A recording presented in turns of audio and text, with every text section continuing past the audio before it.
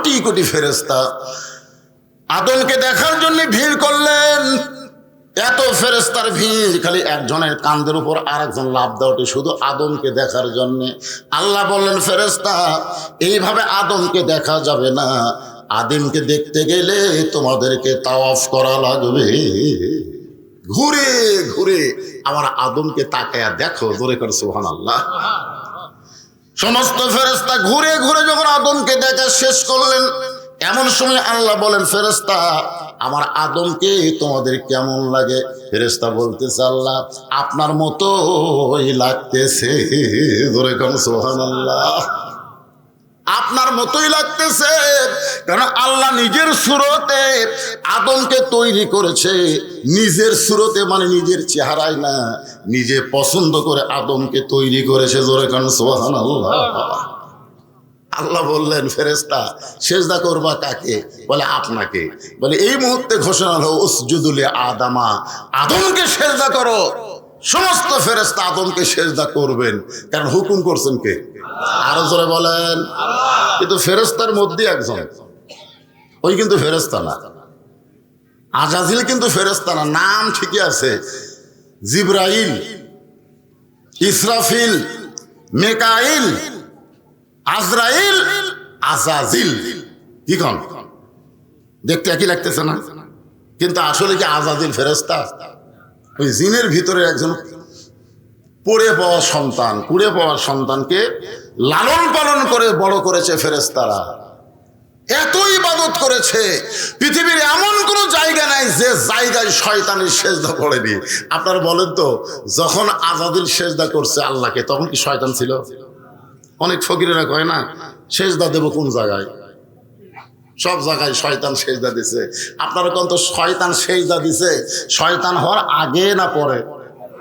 পরে একটা সেজদাও দেয়নি। যারা আজকে সেজদার নামে এরকম মারিফতের গান গায়, তারা পুরোপুরি শয়তান। জোরে কোন কথা ঠিক কিনা? হ্যাঁ, আল্লাহ কোরআনে বলেছেন, সেজদার দ্বারাই বান্দা আল্লাহর নৈকট্য হাসিল করে। আর সেই নামাজের ব্যাপারে এই মারিফতের ভণ্ডরা কি বলে? আগে করো এমন আখেরের কাজ, ধ্যান যুগে হয় দিলের নামাজ, ও তোমার পাঞ্জে গানা নামাজ পড়া লাগবে না। কি নামাজ পড়া লাগবে? এরকম ভণ্ড আছে না নাই? ধরে করা আছে না নাই? আল্লাহর কোরআন দিয়ে যেদিন বাংলাদেশ চলবে, বাংলার জমিনে তখন কোনো ভণ্ড পাওয়া যাবে না। আমরা স্বাধীনতার পর থেকে বহু দেখলাম, আমি জন্মর পরে দেখলাম বাপের দেশ, যেরকম কিছুদিন আগে করেছিল আমার বাপের দেশ। জোরে খান কথা ঠিক কিনা? বাপের দেশ, আমার দেশ। স্বাধীনতার পরে দেখলাম বাবা চালালো, যাই চালাক, তখন খুব একটা বুঝিনি, ছোট ছিলাম তো। ৭৫-এর স্পট পরিবর্তন হওয়ার পরে আমরা দেখলাম শহীদ জিয়ার শাসন। ঠিক কিনা বলে? আজকে যে বিএনপি ভাইরা বিএনপি করতেছে, তারা শহীদ জিয়ার আদর্শ যদি গ্রহণ করে, শহীদ জি একজন খাঁটি মুসলমান ছিলেন। সংবিধানে যখন বিসমিল্লাহ ছিল না, শহীদ জিয়াই বিসমিল্লাহ শুরু করেছে। ধরে কোন কথা ঠিক কিনা? কিন্তু এখন ফখরুলের বিএনপি হয়ে গেছে, তো সমস্যা পড়ে গেছে। যখন ইঞ্জিনিয়ার মাহমুদের নাম শুনছেন, চিরাঙ্গের এক নেতা, যখন সালাউদ্দিন কাদের চৌধুরীর সন্তান হুম্মাম কাদের চৌধুরী হাজার হাজার বিএনপির সামনে হঠাৎ বলল নারায়ে তাকবীর, তখন সামনের বিএনপি কর্মীরা, আর বিএনপির কথা মনে আছে, নারায়ে তাকবীর শুনলে বিএনপি মনে থাকবে? আল্লাহ আকবার যেই মেরা দিছে, সাংবাদিক ইঞ্জিনিয়ার মাহমুদের কাছে গিয়ে বলতেছে, ভাই খবর কি? বলে এটা তো হামাকের তাকবীর না, এটাকে হামাকের দলের না। দেখছেন কি বলতেছে? এরা আমাকে দলের না। আরে বিজ্জাত, তুই জন্মানোর সঙ্গে সঙ্গে তোর ডান কানে আজান, বাম কানে একামত দেওয়া হয়েছে। ধরে কোন কথা ঠিক কি না? মরার সঙ্গে সঙ্গে তোর লাশ সামনে নিয়ে ইমাম সাহেব জানাজায় আল্লাহ আকবার বলে শুরু করবে। আর আল্লাহ আকবার আমাকে না, এটা কোন দলের? এই জন্য বাংলাদেশের বড় বড় দল আওয়ামী লীগ, বিএনপি, এরা দেখবেন ভুলেও আল্লাহ আকবার কবার চায় না। ধরে কোন ঠিক কিনা? ওরা কি দিয়ে মিছিল শুরু করে দেখছেন? ওকে মিছিল শুরু করে দেখছেন? আওয়ামী লীগের আমরা কি দেখছি? জয় বাংলা। আর আমরা মুসলমান বলবো নারে তাকবীর। আল্লাহর বান্দার একটু মনোযোগ দিবেন। মুসলমান যারা হব সমস্ত মুসলমান এই তাকবীর দেব, এখানে কোনো দলের কথা বলবো না। দলের দিকে খেয়াল করলে ঈমান থাকবে না। দল বড় না আল্লাহ বড়? মাশাআল্লাহ। এই দিকে খেয়াল করে যখন তাকবীর দেওয়া লাগে আল্লাহু আকবার বলবেন, শয়তান বেজার হয়। এটা এমন একটা ইবাদত যে শয়তান আল্লাহু আকবার শুনে খুব জোরে হলে এত জোরে দৌড় দেয়, রাসূল বলেছেন ওর পিছন দিক দিয়ে বাতাস বের হয়, বাতাস। তাহলে কি জিনিস এইটা বোঝেন? শয়তান তাড়ানোর 1 নম্বর অস্ত্র হলো তাকবীর। 1 নম্বর অস্ত্রের নাম কি? তাকবীর। ফিলিস্তিনের মুসলমানেরা তাকবীর দিয়ে ইসরায়েলের সৈন্যের দিকে পাথর নিক্ষেপ করে, জোরে কোন কথা ঠিক? আল্লাহ ফেরেশতারা বলে, আল্লাহ তুমি ইচ্ছা করলে ছোট বাচ্চার পাথর অ্যাটম বানায় ইসরায়েলের ইহুদির গায়ে লাগাতে পারো। আল্লাহ বলে, না, আমি মুসলমানের পাথর ইসরায়েলকে লাগাবো না, ইসরায়েলের গুলি দিয়ে মুসলমানকে ঝাঁঝরা করে দিব। দুনিয়া মুসলমানের জন্য না, এদের জন্য বহুদিন ধরে আমি জান্নাত সাজায় রাখছি। জোরে কোন সুবহানাল্লাহ। দুনিয়া ছাড়বে আর জান্নাতে চলে আসবে। আদর করে মানুষ আল্লাহ বানায়া কেমনি দিবেন ক্ষতির মধ্যে ফেলিয়া। সবাই বলতেছেন না? সূরা আসরের তাফসীর শুনবার গেলে গজলটা একটু সুন্দর করে গাওয়া লাগবে।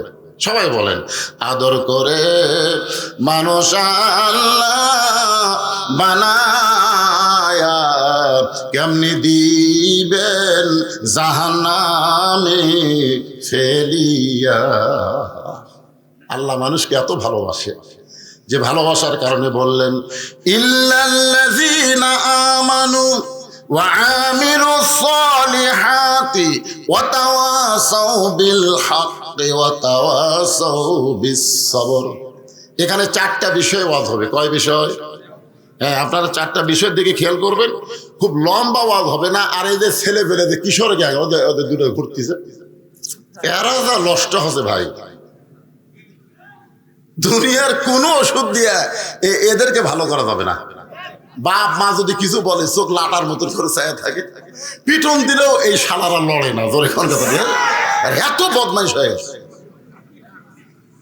2-4 জন বাপ মামার কাছে বলে, হুজুর এই বাচ্চাকে তো ভালো করার কোনো ওষুধ পাচ্ছি না। আমি বললাম, মা দোয়া করেন, সমস্ত যুবক কিশোরদের ভালো করার ওষুধের নাম হলো আল্লাহর কোরআন। জোরে কোন কথা ঠিক? আল্লাহর কোরআন দিয়ে যেদিন বাংলাদেশ চলবে, এইরকম ঘোরাঘুরির কোনো সুযোগ থাকবে।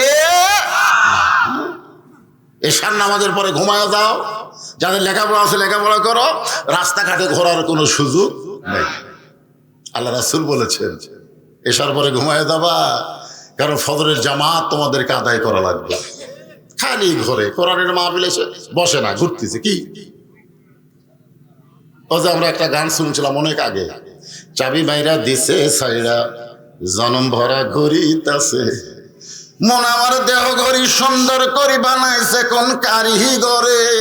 শোনেন যে গানগুলো, শোনেন গানের যা কঠিন অর্থ ভাই। চাবি মাইরা দিছে সাইরা জনম ভরা ঘুরিতাছে, এই ঘোরাও কিন্তু একদিন বন্ধ হবে, হবে না ভাইজান? এখানে 4টা বিষয় সম্পর্কে আলোচনা করা হবে। 1 নম্বর বিষয়ের নাম হলো ঈমান। জোরে বলেন, 1 নম্বর বিষয় কি? 2 নম্বর বিষয় হলো ভালো আমল, সুন্দর আমল। আর 3 নম্বর বিষয় হলো হক কথা বলা, হক পথে চলা। আর 4 নম্বর বিষয় হলো হক পথে চলতে গিয়া বলতে গিয়া যত বিপদ আপদ আসবে, ওই বিপদের মধ্যে ধৈর্য ধারণের শিক্ষা নিতে হবে। তো এখন শহীদ জিয়ার পরে আমরা দেখলাম চাচা, এরশাদ চাচা। ধরে কোন চাচা? বর্তমান জাতীয় পার্টির অবস্থা খুবই খারাপ। কেন্দ্রীয় অফিস আগুন দিয়ে পুড়ে দিছে। এরশাদ চাচার ভাই কি জিএম কাদের চৌধুরী খালি বলতেছে, আমি ভুল করেছি, আমি ইচ্ছা করে ভোটার দাঁড়াচ্ছি, আমার বুকুত রাইফেল ধরেছিল। কি বলতে পারলাম। কারণ ছাত্র জনতা বলেছে শুধু আওয়ামী লীগকে নিষিদ্ধ করলে হবে না, আওয়ামী লীগের সহযোগিতা ফলগুলোকে নিষিদ্ধ করা লাগবে। তোর এখন কথা ঠিক না? ওর মাথা ঘুরে গেছে, পাগলার মাথা ঘুরে গেছে। 9 বছর চাচা আমাদের বাংলাদেশকে শাসন করেছে। সবাই আমরা বলি স্বৈরাচার। চাচার সময় আমরা 3টা জিনিস পাইছি। 1 নম্বর হলো রবিবার সরকারি ছুটি ছিল। রবিবার হলো হিন্দু খ্রিস্টানদের বড় দিন, রবিবার হলো খ্রিস্টানদের পবিত্র দিন। সেই পবিত্র দিনে ছুটি ছিল, কারণ বাংলাদেশ একসময় ইংরেজদের অধীনে ছিল। এখন ঠিক কিনা? তারপরে বাংলাদেশ আবার পাকিস্তানের অধীনে চলে গেল, তারপরেও বাংলাদেশ স্বাধীন হলো। কিন্তু ওই খ্রিস্টানকে রবিবার আর বাদ কেউ দিবার পারে না। এরশাদ চাচাই সর্বপ্রথম বলল, মুসলমানদের জন্য খ্রিস্টানদের রবিবার ছুটি হবে না। মুসলমানের ভালো দিন, বড় দিন হলো জুমার দিন। জোরে কোন কথা ঠিক কিনা? জুমার দিন হলো গরিবদের আনন্দের দিন, ঈদের দিন। তাই তিনি শুক্রবারকে সরকারি ছুটি ঘোষণা করলেন। আমেরিকা বলল, এরশাদ সাহেব, আমাদের রবিবারকে বাদ দিয়ে যদি মুসলমানের শুক্রবার দিন ছুটি ঘোষণা করেন, আমাদের সাহায্য আমরা বন্ধ করে দেব। এরশাদ হাত তুলে বললেন, তোমাদের সব সাহায্য বন্ধ হলেও আমার আল্লাহর সাহায্য চালু থাকবে। আপনারা বলেন স্বৈরাচারী হোক আর যাই হোক, এরশাদ চাচার 9 বছর সময়ে আমরা তো মজা মারছি ভাই। মজা মারেননি? সব জিনিসের দাম কম, মসজিদের কোনো কারেন্ট বিল দেওয়া লাগেনি, মাদ্রাসার কোনো কারেন্ট বিল এরশাদ চাচা লেয়নি। কামটা কি ভালো করছে না খারাপ করছে? কথা কম। 2 নম্বর হলো রাষ্ট্র ধর্ম ইসলাম ঘোষণা করেছে। ইসলামকে রাষ্ট্র ধর্ম ঘোষণা করেছে। এরশাদ চাচার 9 বছর পর আমরা আবার দেখলাম ভাবির শাসন। ভাবি বোঝেন না? বগুড়া জেলার ভাবির শাসন দেখলাম, তারপর আবার দেখলাম বেটির শাসন, তারপরে ভাবির শাসন, তারপরে ভোট পাক বা না পাক বেটি শাসন করছে। এ পর্যন্ত 54 বছর আমাদের দেখা শেষ। আর সূরা আসরের মাধ্যমে আমরা দেখতে চাই আগামীতে আল্লাহর কোরআনের বাংলা। আপনাকে মন কি দেখবার চায় না? খালি ওয়াজ শুনবার মন চায়।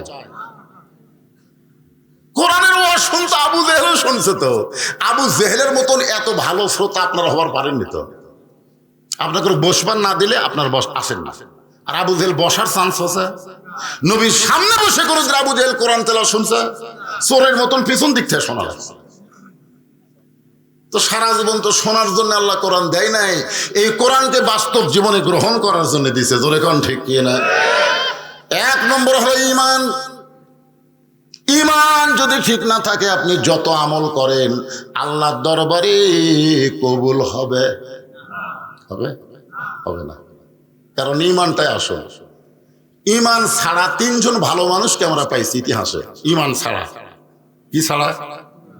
তারা খুবই ভালো মানুষ কিন্তু ঈমান নাই।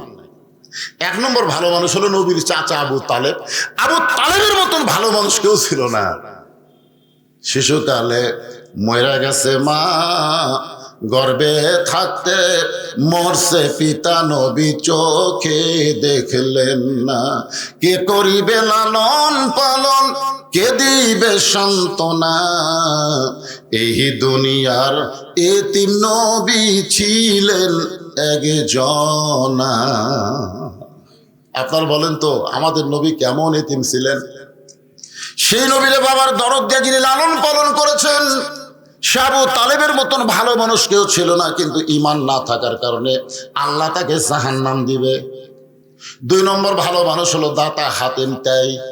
যখন মানুষ বেশি দান করে তখন কি কয়? হাতেম তাইয়ের মতন দান করতেছে। মানে হাতেম তাই এত দান করেছে, কিন্তু বেঈমান হওয়ার কারণে আল্লাহ তাকে জাহান্নাম দিবে। 3 নম্বর হলো বাদশা নওশের ন্যায় পরায়ণ শাসক ছিল, কিন্তু বেঈমান হওয়ার কারণে সে জাহান্নামী হয়ে গেল।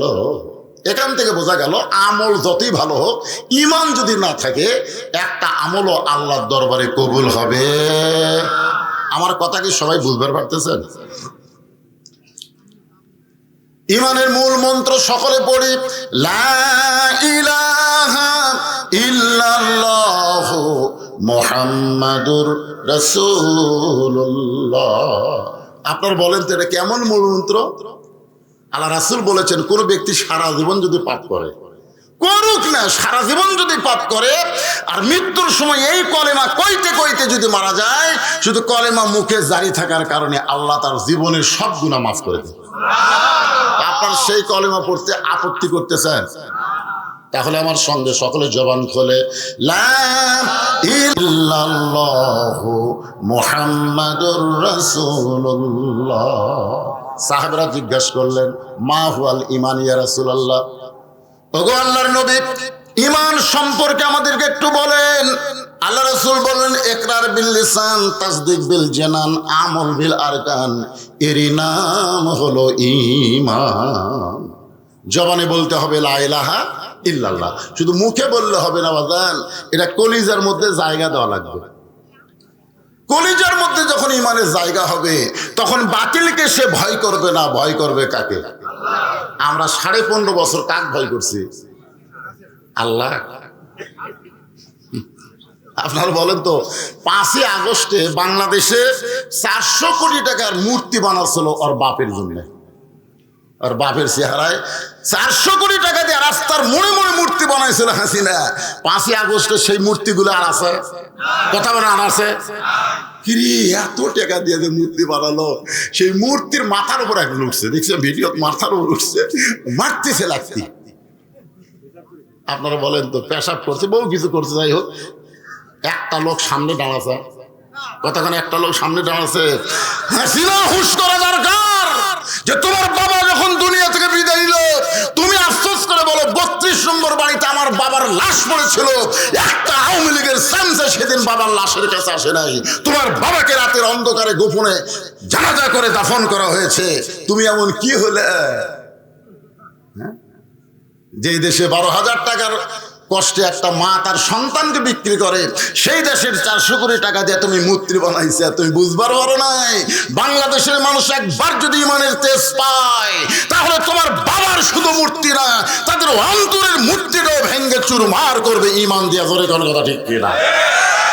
আমাদের ঈমানের মধ্যে এতদিন দুটা ছিল, আল্লাহ হাসিনা, আল্লাহ হাসিনা।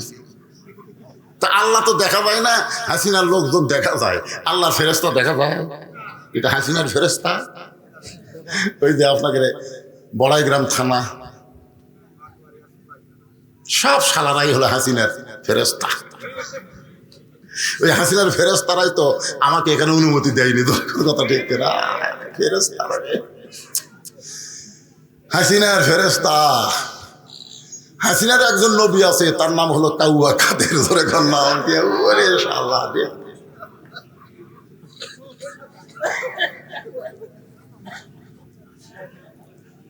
একটু মনোযোগ দিবেন। যে নিজে সাহস করে বলেছে আমার দেশ আমার বাপের দেশ, আমার দেশ আমার বাপের দেশ, আমার দেশ, তার মানে কি বুঝতেছেন?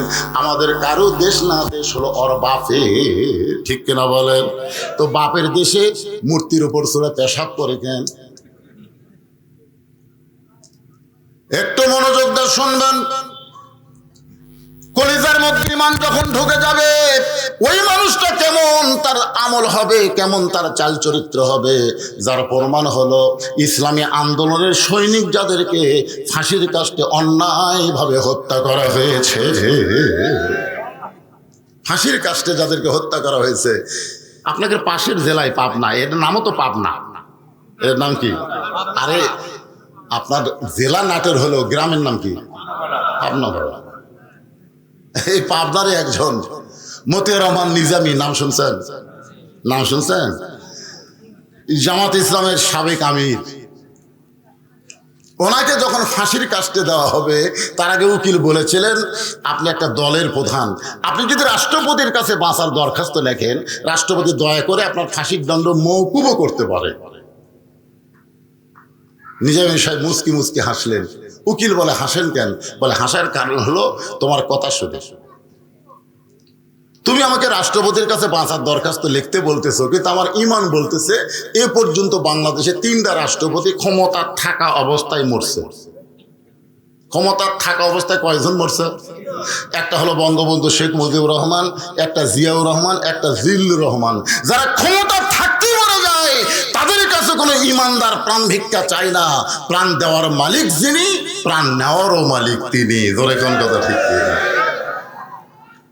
উকিল বলতেছে তাহলে আপনার ফাঁসি হলে আল্লাহ পাক আপনারে কেমনে বাঁচাবে? মতিউর রহমান নিজামী চোখের পানি নিয়ে বলতেছে, তুমি বলতেছো আমার ফাঁসি হবে, কিন্তু আমার ঈমান বলতেছে আমার মৃত্যু হবে না। উকিল কয় এরা পাগল নাকি? আল্লাহর কোরআন যার কাছে আছে সেই পর্যন্ত ইমানদার হয়ে বলতে পারে আল্লাহ রাস্তায় যাদেরকে অন্যায়ভাবে হত্যা করা হয়, আল্লাহ বলেছেন ওয়ালা তাকুলু লিমান ইউকতালু ফি সাবিলিল্লাহি আমওয়াতুন বাল আহইয়া। আল্লাহ রাস্তায় যাদেরকে অন্যায়ভাবে হত্যা করা হয় তোমরা তাদেরকে মৃত্যু বলো না, আমি আল্লাহই বলতেছি তারা চির অমর। বহু লোকের নাম আমার এলাকায় মতিউর রহমান বাচ্চা হলে আমাকে বলে হুজুর সন্তানের নাম রাখবো, আমি বললাম মতিউর রহমান। আলহামদুলিল্লাহ। কিছুদিন আগে একজনের মেয়ে হয়েছে, মেয়ের নাম রাখবো হুজুর, আমি বললাম হাসিনা। আলহামদুলিল্লাহ। আমি হাসিনা করতে 3 বার আলহামদুলিল্লাহ কথা, হুজুর খবরদার ওই শালীর নাম রাখুন।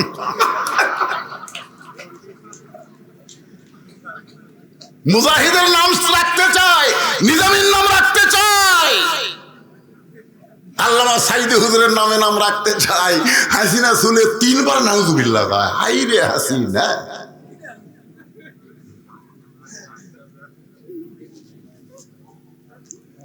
তার মানে বোঝা গেল মরে নাই, এখন পর্যন্ত মানুষের অন্তর দখল করে আছে চির অমর হয়ে। তাসদিক বিল জানান, আমল বিল আরকান। ঈমান অনুযায়ী আমল করতে হবে।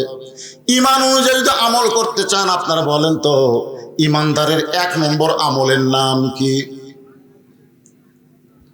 আপনারা কবার পারতেছেন না। ঈমানদারের বহু আমল আছে, আছে না নাই? কিন্তু 1 নম্বর আমলের নাম কি? আরো জোরে, জোরসে বলেন। জোর হলো না। এখানে সহি কথা, আসল কথা, লা সালাতা লা ঈমানা। তুমি যতই হজ করো, যাকাত দাও, এটা সেটা বহু কিছু করো, কাম হবে না যদি নামাজ না থাকে। যার নামাজ নাই তার ঈমান নাই। এখন কারা কারা মাগরিব এশা নামাজ পড়েননি? ওয়াজ শুনতেছেন? নামাজ না পড়ে যারা ওয়াজ শোনে এরা আবু জেহেল চাইতে 1 ইঞ্চি খারাপ বেশি। এখন কারা কারা মাগরিব এশা পড়েননি চিন্তা করেন তো আপনাদের কি অবস্থা। আরে মাথার পাগড়ি পরে নামাজ পড়লে 70 গুণ সওয়াব। ওই সেদিন থেকে পাগড়ি পরে নামাজ পড়ে, সেদিন থেকেই মসজিদে যায় পাগড়ি পরে নামাজ পড়ে। কিন্তু একদিন মসজিদে যায় থেকে পাগড়ি আনে নেই। চিন্তা করে জামাতে নামাজ পড়লে 27 গুণ আর পাগড়ি মাথার দিলে 70 গুণ। ইচ্ছা করে জামাত ফরক করছে। নামাজ পড়ে সবাই যখন বাড়িতে গেছে ওই এক টানে লুঙ্গি খুলে একেবারে লম্বা করে পাগড়ি মাথার বাঁধিছে। বান্দার উপর থেকে শেষ দাঁত গেছে। এক মুসলিম মসজিদের মধ্যে ঢুকে সর্বনাশ, ন্যাংটা হয়ে শেষ দাঁত আছে, পাছায় মারছে থাবা। লাভ ধরে কয় আমারে মারলো কেন ভাই? বলে মারার কারণ হলো তোর লুঙ্গি। তোমার চোখ নাই, লুঙ্গি আমার মাথায়। আরে পাগল, পরের লুঙ্গি মাথায় কেন? বলে সওয়াবের আশা। পাগড়ি ভরে নামাজ পড়লে 70 গুণ সওয়াব হয়, তুমি জানো না? আরে পাগলা, লুঙ্গি থাকলে তো পাগড়ির দাম আছে, তো লুঙ্গি নেই। লুঙ্গি পরা হলো ফরজ, পাগড়ি পরা হলো সুন্নাত। আজকে মাগরিবের শান নামাজ হলো ফরজ আর ওয়াজ শোনা হলো সুন্নাত কিংবা নফল, তার বেশি হতে পারে না। জোরে কোন কথা ঠিক কি না? তাহলে এশার নামাজ বাদ দিয়া যারা ওয়াজ শুনতেছে তারা লুঙ্গি খুলিয়া মাথায় পাগড়ি পরিছে। সবাই আমার সঙ্গে একটু বলেন, এশার নামাজ বাদ দিয়া যারা, এশার নামাজ বাদ দিয়া যারা ওয়াজ শুনতেছে তারা লুঙ্গি খুলিয়া মাথায় পাগড়ি পরেছে। কিন্তু এই মুহূর্তে যদি তওবা করে হুজুর বুঝি নাই, বুঝতে পারি নাই, যার কারণে নামাজের গুরুত্ব কমিয়ে দিয়েছি হুজুর, এই মুহূর্ত থেকে নিয়ত করলাম ফজর থেকে বাকি জীবনে একটা নামাজও বাদ দিব না। আল্লাহ বলে বান্দারে তোর নিয়ত করার সঙ্গে সঙ্গে যত নামাজ না পড়ার পাপ হয়েছে আমি আল্লাহ সব মাফ করে দিলাম। তাহলে নিয়ত কি করা যায়? ঈমানকে রক্ষা করার জন্য 1 নম্বর আমল হলো নামাজ। বাইনাল আবদি ওয়াল কুফরি তরকুস সালাত, বান্দা কাফেরের মধ্যে পৃথক করার জিনিসটার নামই হলো নামাজ। আপনাদের মসজিদের উদ্যোগে মাহফিল, মসজিদের সম্পর্ক নামাজের সাথে, জোরে কোন ঠিক কি না?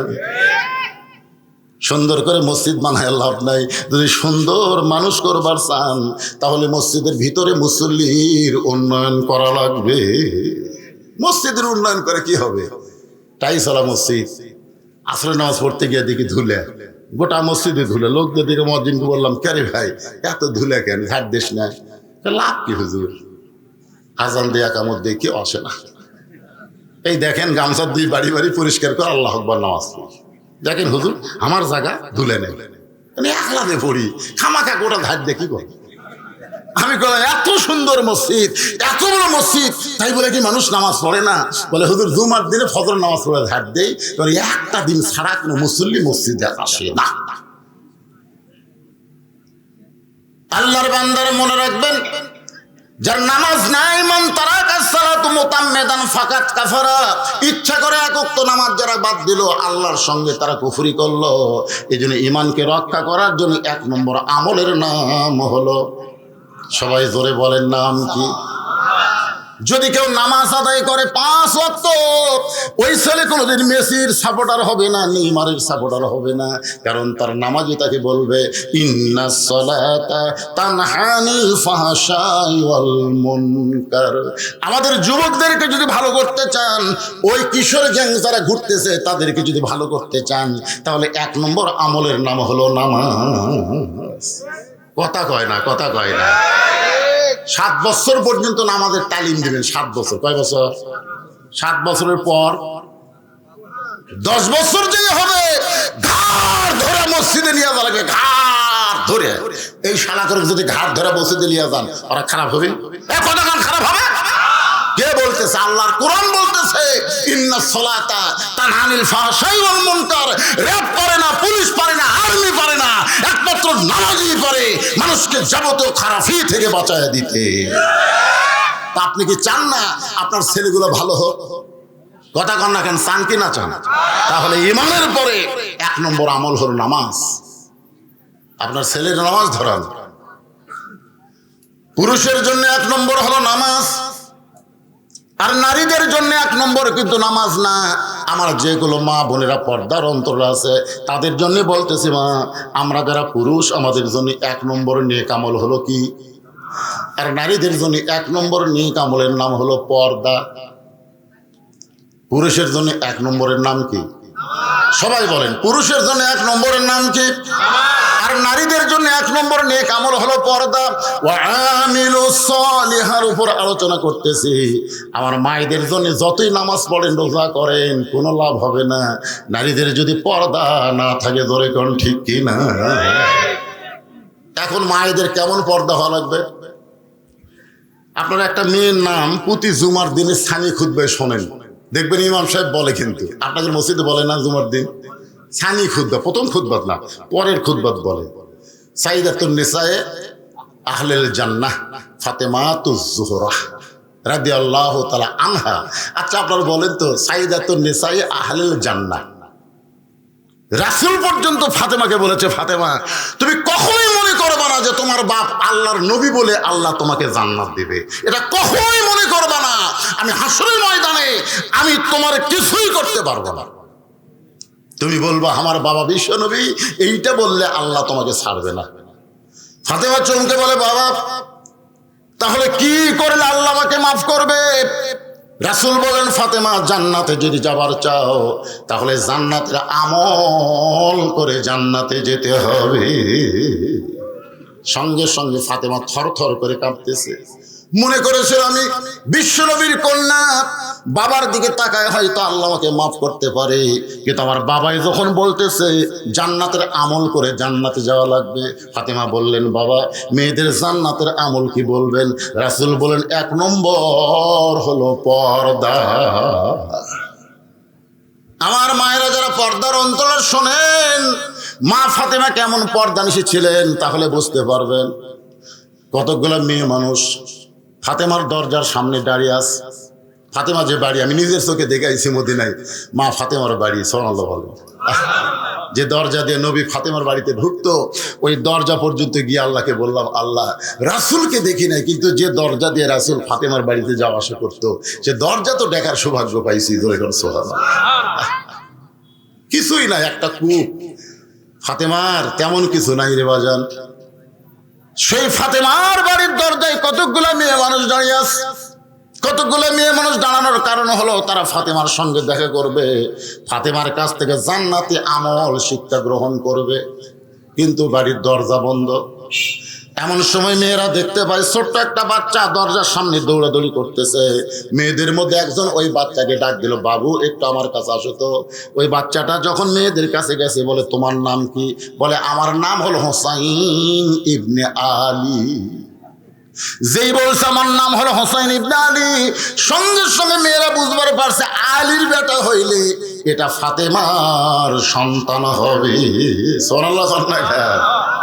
আমার নাম হলো হোসাইন ইবনে আলী। মেয়েরা বলতেছে, বাবা বুঝতে পারছি, তাহলে তোমার মায়ের নাম কি? বলে আমার মায়ের নাম হলো ফাতেমা, আমার নানার নাম হলো মুহাম্মাদুর রাসূলুল্লাহ। সকলে বলেন সাল্লাল্লাহু আলাইহি ওয়াসাল্লাম। মেয়েরা মাথায় হাত দিয়ে বলে, বাবা তোমার মা যদি ফাতেমা হয়, আমরা তোমার মায়ের সঙ্গে দেখা করার জন্য দরজায় দাঁড়িয়ে আছি, তুমি একটু ভিতরে গিয়া আমাদের কথা বলে তোমার মাকে একটু দরজা খুলতে বলো। হোসেন বলতেছে, আপনাদের কোনো টেনশন নাই, আমি যাচ্ছি। এই কথা বলে খেলাধুলা বন্ধ করে হোসেন মায়ের কাছে যাওয়ার জন্য যখন বাড়ির মধ্যে ঢুকছে, বাড়ির মধ্যে ঢুইকা একটা ঘর অতিক্রম করে তারপরে মায়ের ঘরে যাইতে হবে। কারণ ফাতেমা যেই ঘরে থাকে সেই ঘরকে বলা হয় অন্দরমহল। ধরে বলেন কি মহল? অন্দরমহল বোঝেন? ইমাম গাজ্জালী বলেছেন প্রত্যেকটা মেয়েদেরকে অন্দরমহলে রাখতে হবে, প্রত্যেকটা মেয়েদেরকে অন্দরমহলে রাখতে হবে। ছাত্ররা বললেন, হুজুর অন্দরমহল মানে কি? ইমাম গাজ্জালী বলেন অন্দরমহল মানে হলো কবর। ছাত্ররা চমকে বলে, হুজুর মেয়েদেরকে কবরে রাখতে হবে? ইমাম গাজ্জালী বললেন, পাগল, উল্টা বোঝো কেন? যে সমস্ত পুরুষ মানুষ একজন মেয়ে মানুষ মরলে স্পর্শ করতে পারবে না, তারা অন্দরমহলে ঢুকতে পারবে না। আচ্ছা, একটা মেয়ে মানুষ মারা গেলে যাই তাই ধরে তার লাশ কবরে নামাতে পারবে? যদি শালি মরে যায় আর দুলা ভাই যদি বলে আমার আদরের শালি মারা গেছে, আমি নিজের হাতে লাশটা কবরে নামাবো, আপনারা কি বলবেন? কথা কয় না, পারবে না মানে আপনারা তখন কি বলবেন? দুলা ভাই হয়ে শালির লাশ স্পর্শ করা হারাম। যেই কইছে দুলা ভাই হয়ে শালির লাশ স্পর্শ করা হারাম, দুলা ভাই সাইডে মুসকে মুসকে হাসতেছে। একজন বলে, হাসিস কেন? বলে হাসার কারণ ওর বাঁচিয়া থাকতে কত ধরছি, আমি না ধরলে আমার শালি আমার হাত ধরছে। দুলা ভাই 500 টাকা না দিলে হাত ছাড়বো না, 500 টাকা না দিলে হাত ছাড়বো না। যে শালি আমার হাতের থেকে জোর করে টেক্কা খোসাইলিয়ে গেছে আর সেই শালি মরছে, আর হাত দেওয়াই হারাম। বাংলাদেশ হারাম কখন হয়? বাঁচলে হয় না মরলে হয়। সবাই বলতেছে এটা এমন একটা ইসলামী দেশ, যেই দেশে বাঁচতে হারাম না হলেও মরলে হারাম হয়। আপনারা বলেন তো, মরার পরে হারাম করে লাভ আছে? মরার পরে 5 কাপড় দিয়ে লাভ হবে? মরার পরে খাটনি ঢেকে কোনো লাভ হবে না, জীবিত অবস্থায় যদি পর্দা না করে। জোরে কোন কথা ঠিক? একটা মেয়ে মানুষ মারা গেলে তার লাশটা যেমন কবরে যারা তারা নামাবার পারবে না, যে মানুষরা মেয়েদের লাশ স্পর্শ করতে পারবে না, ওই পুরুষেরা মেয়েদের ঘরের মধ্যেও ঢুকতে পারবে। এখন একটা ঘর অতিক্রম করে হোসেনকে তার মায়ের ঘরে যাইতে হবে। খেলাধুলা বাদ দিয়ে হোসেন যখন ঘরটা অতিক্রম করে মায়ের ঘরের দরজায়, ওই ঘরের মধ্যে হযরত আলী তখন আল্লাহর কোরআন তেলাওয়াত করতেছে। সুবহানাল্লাহ। হযরত আলী তখন কি করতেছে? আল্লাহর কোরআন তেলাওয়াত করতেছে। এমন সময় হোসেন মায়ের ঘরের দরজায়, ইন্নামাল মুমিনুনা আল্লাযীনা ইযা যুকিরাল্লাহু ওয়াজিলাত কুলুবুহুম ওয়া ইযা তুলিয়াত আলাইহিম আয়াতুহু জাদাতুহুম ঈমানা ওয়া আলা রাব্বিহিম ইয়াতাওয়াক্কালুন। যে হোসেন তার মায়ের ঘরের দরজায়, সঙ্গে সঙ্গে হযরত আলী কোরআন তেলাওয়াত বন্ধ করে বললেন, থাম। আমার কথা বুঝতে পারছেন? হযরত আলী কি তেলাওয়াত করতেছে? যেই হোসাইন মায়ের ঘরের দরজায় সঙ্গে সঙ্গে কোরআন তেলাওয়াত বন্ধ করে সন্তানকে বলেন থাম। তার মানে বোঝা গেল আপনি যতই ইবাদত করেন আপনার সন্তানেরা কি করতেছে আপনাকে খেয়াল করার দরকার আছে না নাই? দরকার আছে না? সবচাইতে উত্তম ইবাদত কি?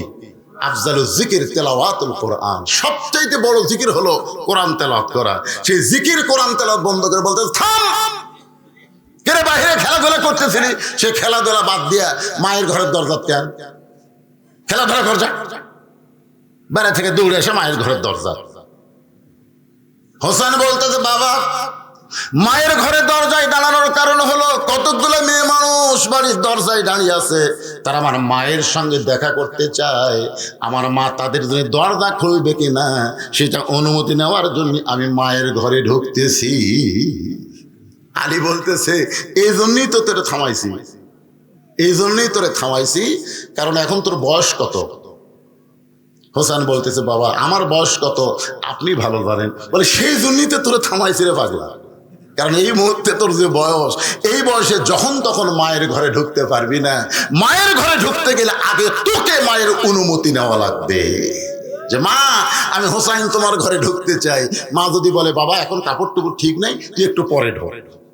তোর মা যখন ঢুকতে বলবে তখন ঢোকা লাগবে, কারণ এই মুহূর্তে তোর বয়স 4 বছরের বেশি। আর 4 বছরের বেশি বয়সের বাচ্চা যখন তখন মায়ের ঘরে ঢুকতে পারবে না, কারণ মায়ের সবগুলো বিষয় সম্পর্কে 4 বছরে তার জানা। ধরে কোন ঠিক কিনা? এই জন্য আল্লাহ রাসূল বলেছে 2 বছর যে বাচ্চার বয়স হবে, এই বাচ্চা যদি চেতন থাকে ঘরের ভিতর, তুমি খবরদার তোমার বউ যেন আদর করো না। কয় বছর? দেখছেন, আমার হালাল বউ আদর করা যাবি না যদি আমার 2 বছরের বেটা চেতন থাকে।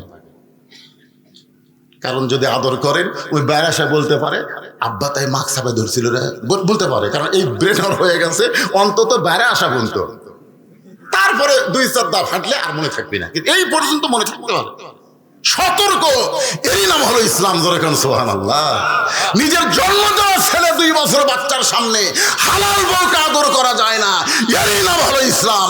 আর আমাদের বাংলাদেশের 14ই ফেব্রুয়ারির নামে ভ্যালেন্টাইন ডে, বেশ্যা দিবস পালন হচ্ছে। যেরকম ঠিক না? আগামীতে এই বাংলাদেশে আর 14ই ফেব্রুয়ারি পালন করা যাবে। আপনাকে লালপুরে তো একটা বেশ্যাখানা বানাচ্ছেন। কি বানাচ্ছেন? Green valley. শালা আমার এলাকার ছেলে মেয়ে সব এখানে আসে, জোড়া জোড়া। এগুলো একটাও থাকবে না। জোরে কোন ঠিক কিনা? যদি আপনারা করতে চান পর্দার ভিতর দিয়ে করা লাগবে। মেয়েরা মেয়েদের দিকে যাবে, ছেলেরা ছেলের দিকে যাবে, ছেলে মেয়ে একসঙ্গে চলবে। দেখছেন, নিজের 2 বছর বাচ্চার সামনে নিজের হালাল বউকে আদর করার সুযোগ ইসলাম দেয় নাই। সন্তান যখন ঘুমায় যাবে, কিন্তু তোমার যদি ধৈর্য না ধরে, তোমার সন্তানকে তোমার সন্তানের দাদির কাছে দিয়ে আসো। মা 1 ঘন্টার জন্য আমার বেটা ধরতো, আমি একটু খেলবার চাই। হাসতেছে। আল্লাহ কোরআনে বলেছেন হুন্না লিবাসুল্লাকুম ওয়া আনতুম লিবাসুল্লাহুন্না। আয়াতের তাফসীর পড়েন, একটু মনোযোগ দিয়ে শুনবেন। হোসেনের বয়স হলো 4 বছরের বেশি। ছেলে যখন একটু বড় হবে, যখন তখন মায়ের ঘরে ঢুকতে পারবে না। আবার মেয়ে যখন একটু বড় হবে, যখন তখন বাবাও তার মেয়ের ঘরে ঢুকতে পারবে না। আমাকে আল্লাহ 3টা মেয়ে দিছে। কয়টা? আমার প্রত্যেকটা মেয়েকে আমি দোলনা কিনে দেইনি। আমার মেয়েদের জন্য কোনো দোলনা নেই। আমি 3 বছর পর্যন্ত আমার মেয়েদেরকে আমি বুকের উপর ঘুমাইছি। 3 বছর। মেয়েরা যেন বলতে না পারে যে মেয়ে হওয়ার কারণে বাবা আমাকে দেখবার পারেনি, এটা যেন বলবার না পারে। এত আদর করে করে আমার 3টা মেয়েকে আমি বড় করলাম। সেই মেয়েরা এখন বড় হওয়ার পর আমার কাছে আর কিছুই চায় না। ওদের যা দরকার হয় মায়ের কাছে চাই। মা আব্বুকে বলো তো আমাকে টাকার দরকার। আমি একদিন এই তোর মায়ের কাছে কোষ কেন, আমাকে বলবো রইস না। আমি ঘরের মধ্যে নিয়ে বললাম কত লাগবে তোর? এই তোর কয় টাকা লাগবে? বলতেছে আপনি যা দিবেন, আপনি যা দিবেন। তখন বুঝতে পারলাম বাপকে একটু বড় হওয়ার পরে মেয়েরা খুব ভয় করে। ধরে কোন ঠিক কিনা? এত সম্মান করে, ভালোবাসে, গোপনে গোপনে বলবে মায়ের কাছে আব্বুর জন্য এইটা পাক করো মা। মেয়েরা বাপকে এত ভালোবাসে, কিন্তু শরমে কিছুই বলতে চায় না। আল্লাহ রাসূলের ছেলে ছোট্ট অবস্থায় দুনিয়া থেকে বিদায় নেওয়ার পর নবীর 4টা মেয়ে ছিল। 4টা মেয়ের মধ্যে সবচেয়ে গরিব হলো ফাতেমা। নবী আবার ফাতেমাকে সবচাইতে বেশি ভালোবাসতে। জোহরের নামাজের পরে ফাতেমার দরজায় রাসূল বলেন, ফাতেমা একটু দরজা খোল মা, আজকে 2 দিন ধরে তোর দেখি নাই, তোর একটু দেখে আমি যাবার চাই। ফাতেমা দরজায় সে কান্না। রাসূল বলে, কান্দো কেন ফাতেমা?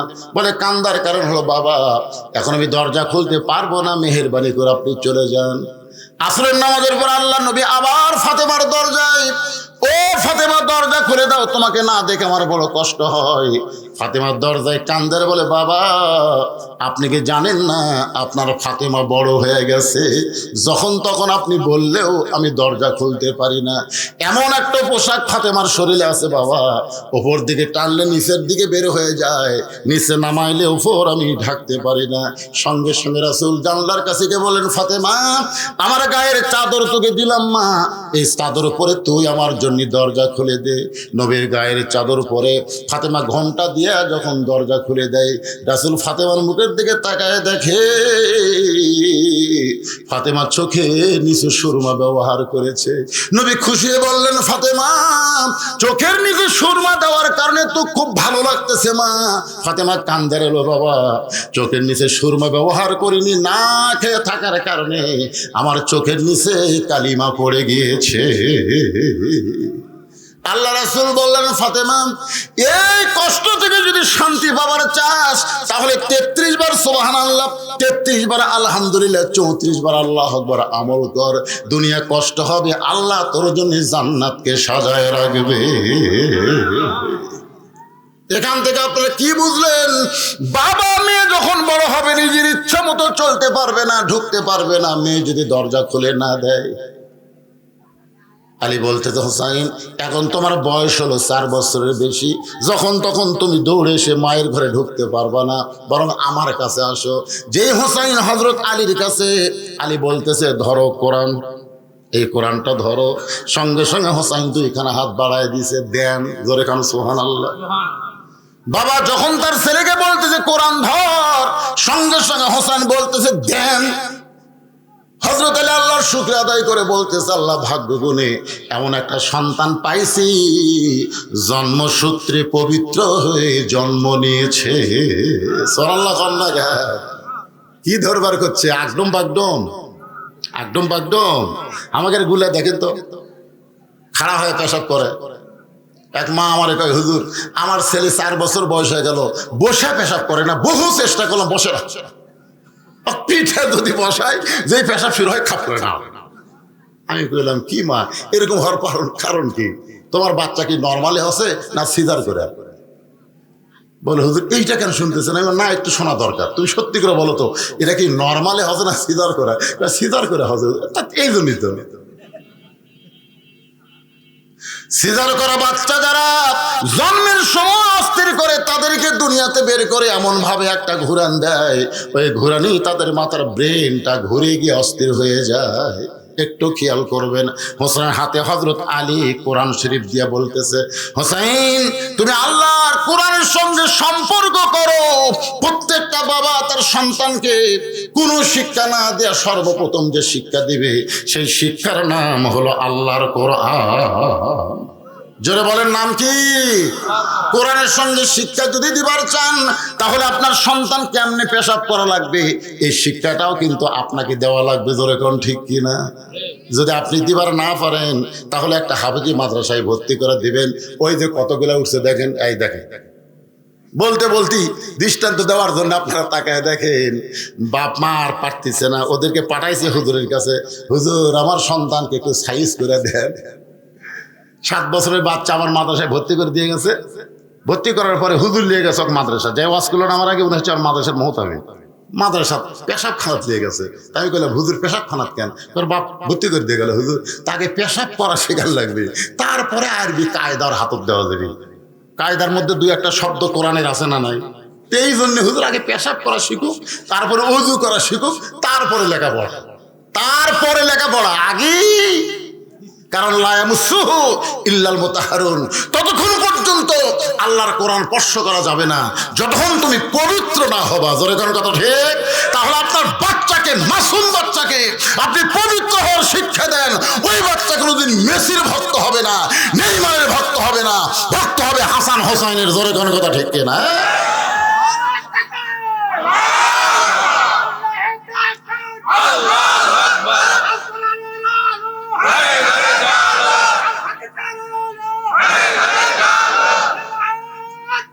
আপনারা এই স্লোগানটা এখন থেকেই ভাবে দিবেন, আল কোরআনের আলো আপনার বলবেন সব জায়গায় যাবো, সব জায়গায়।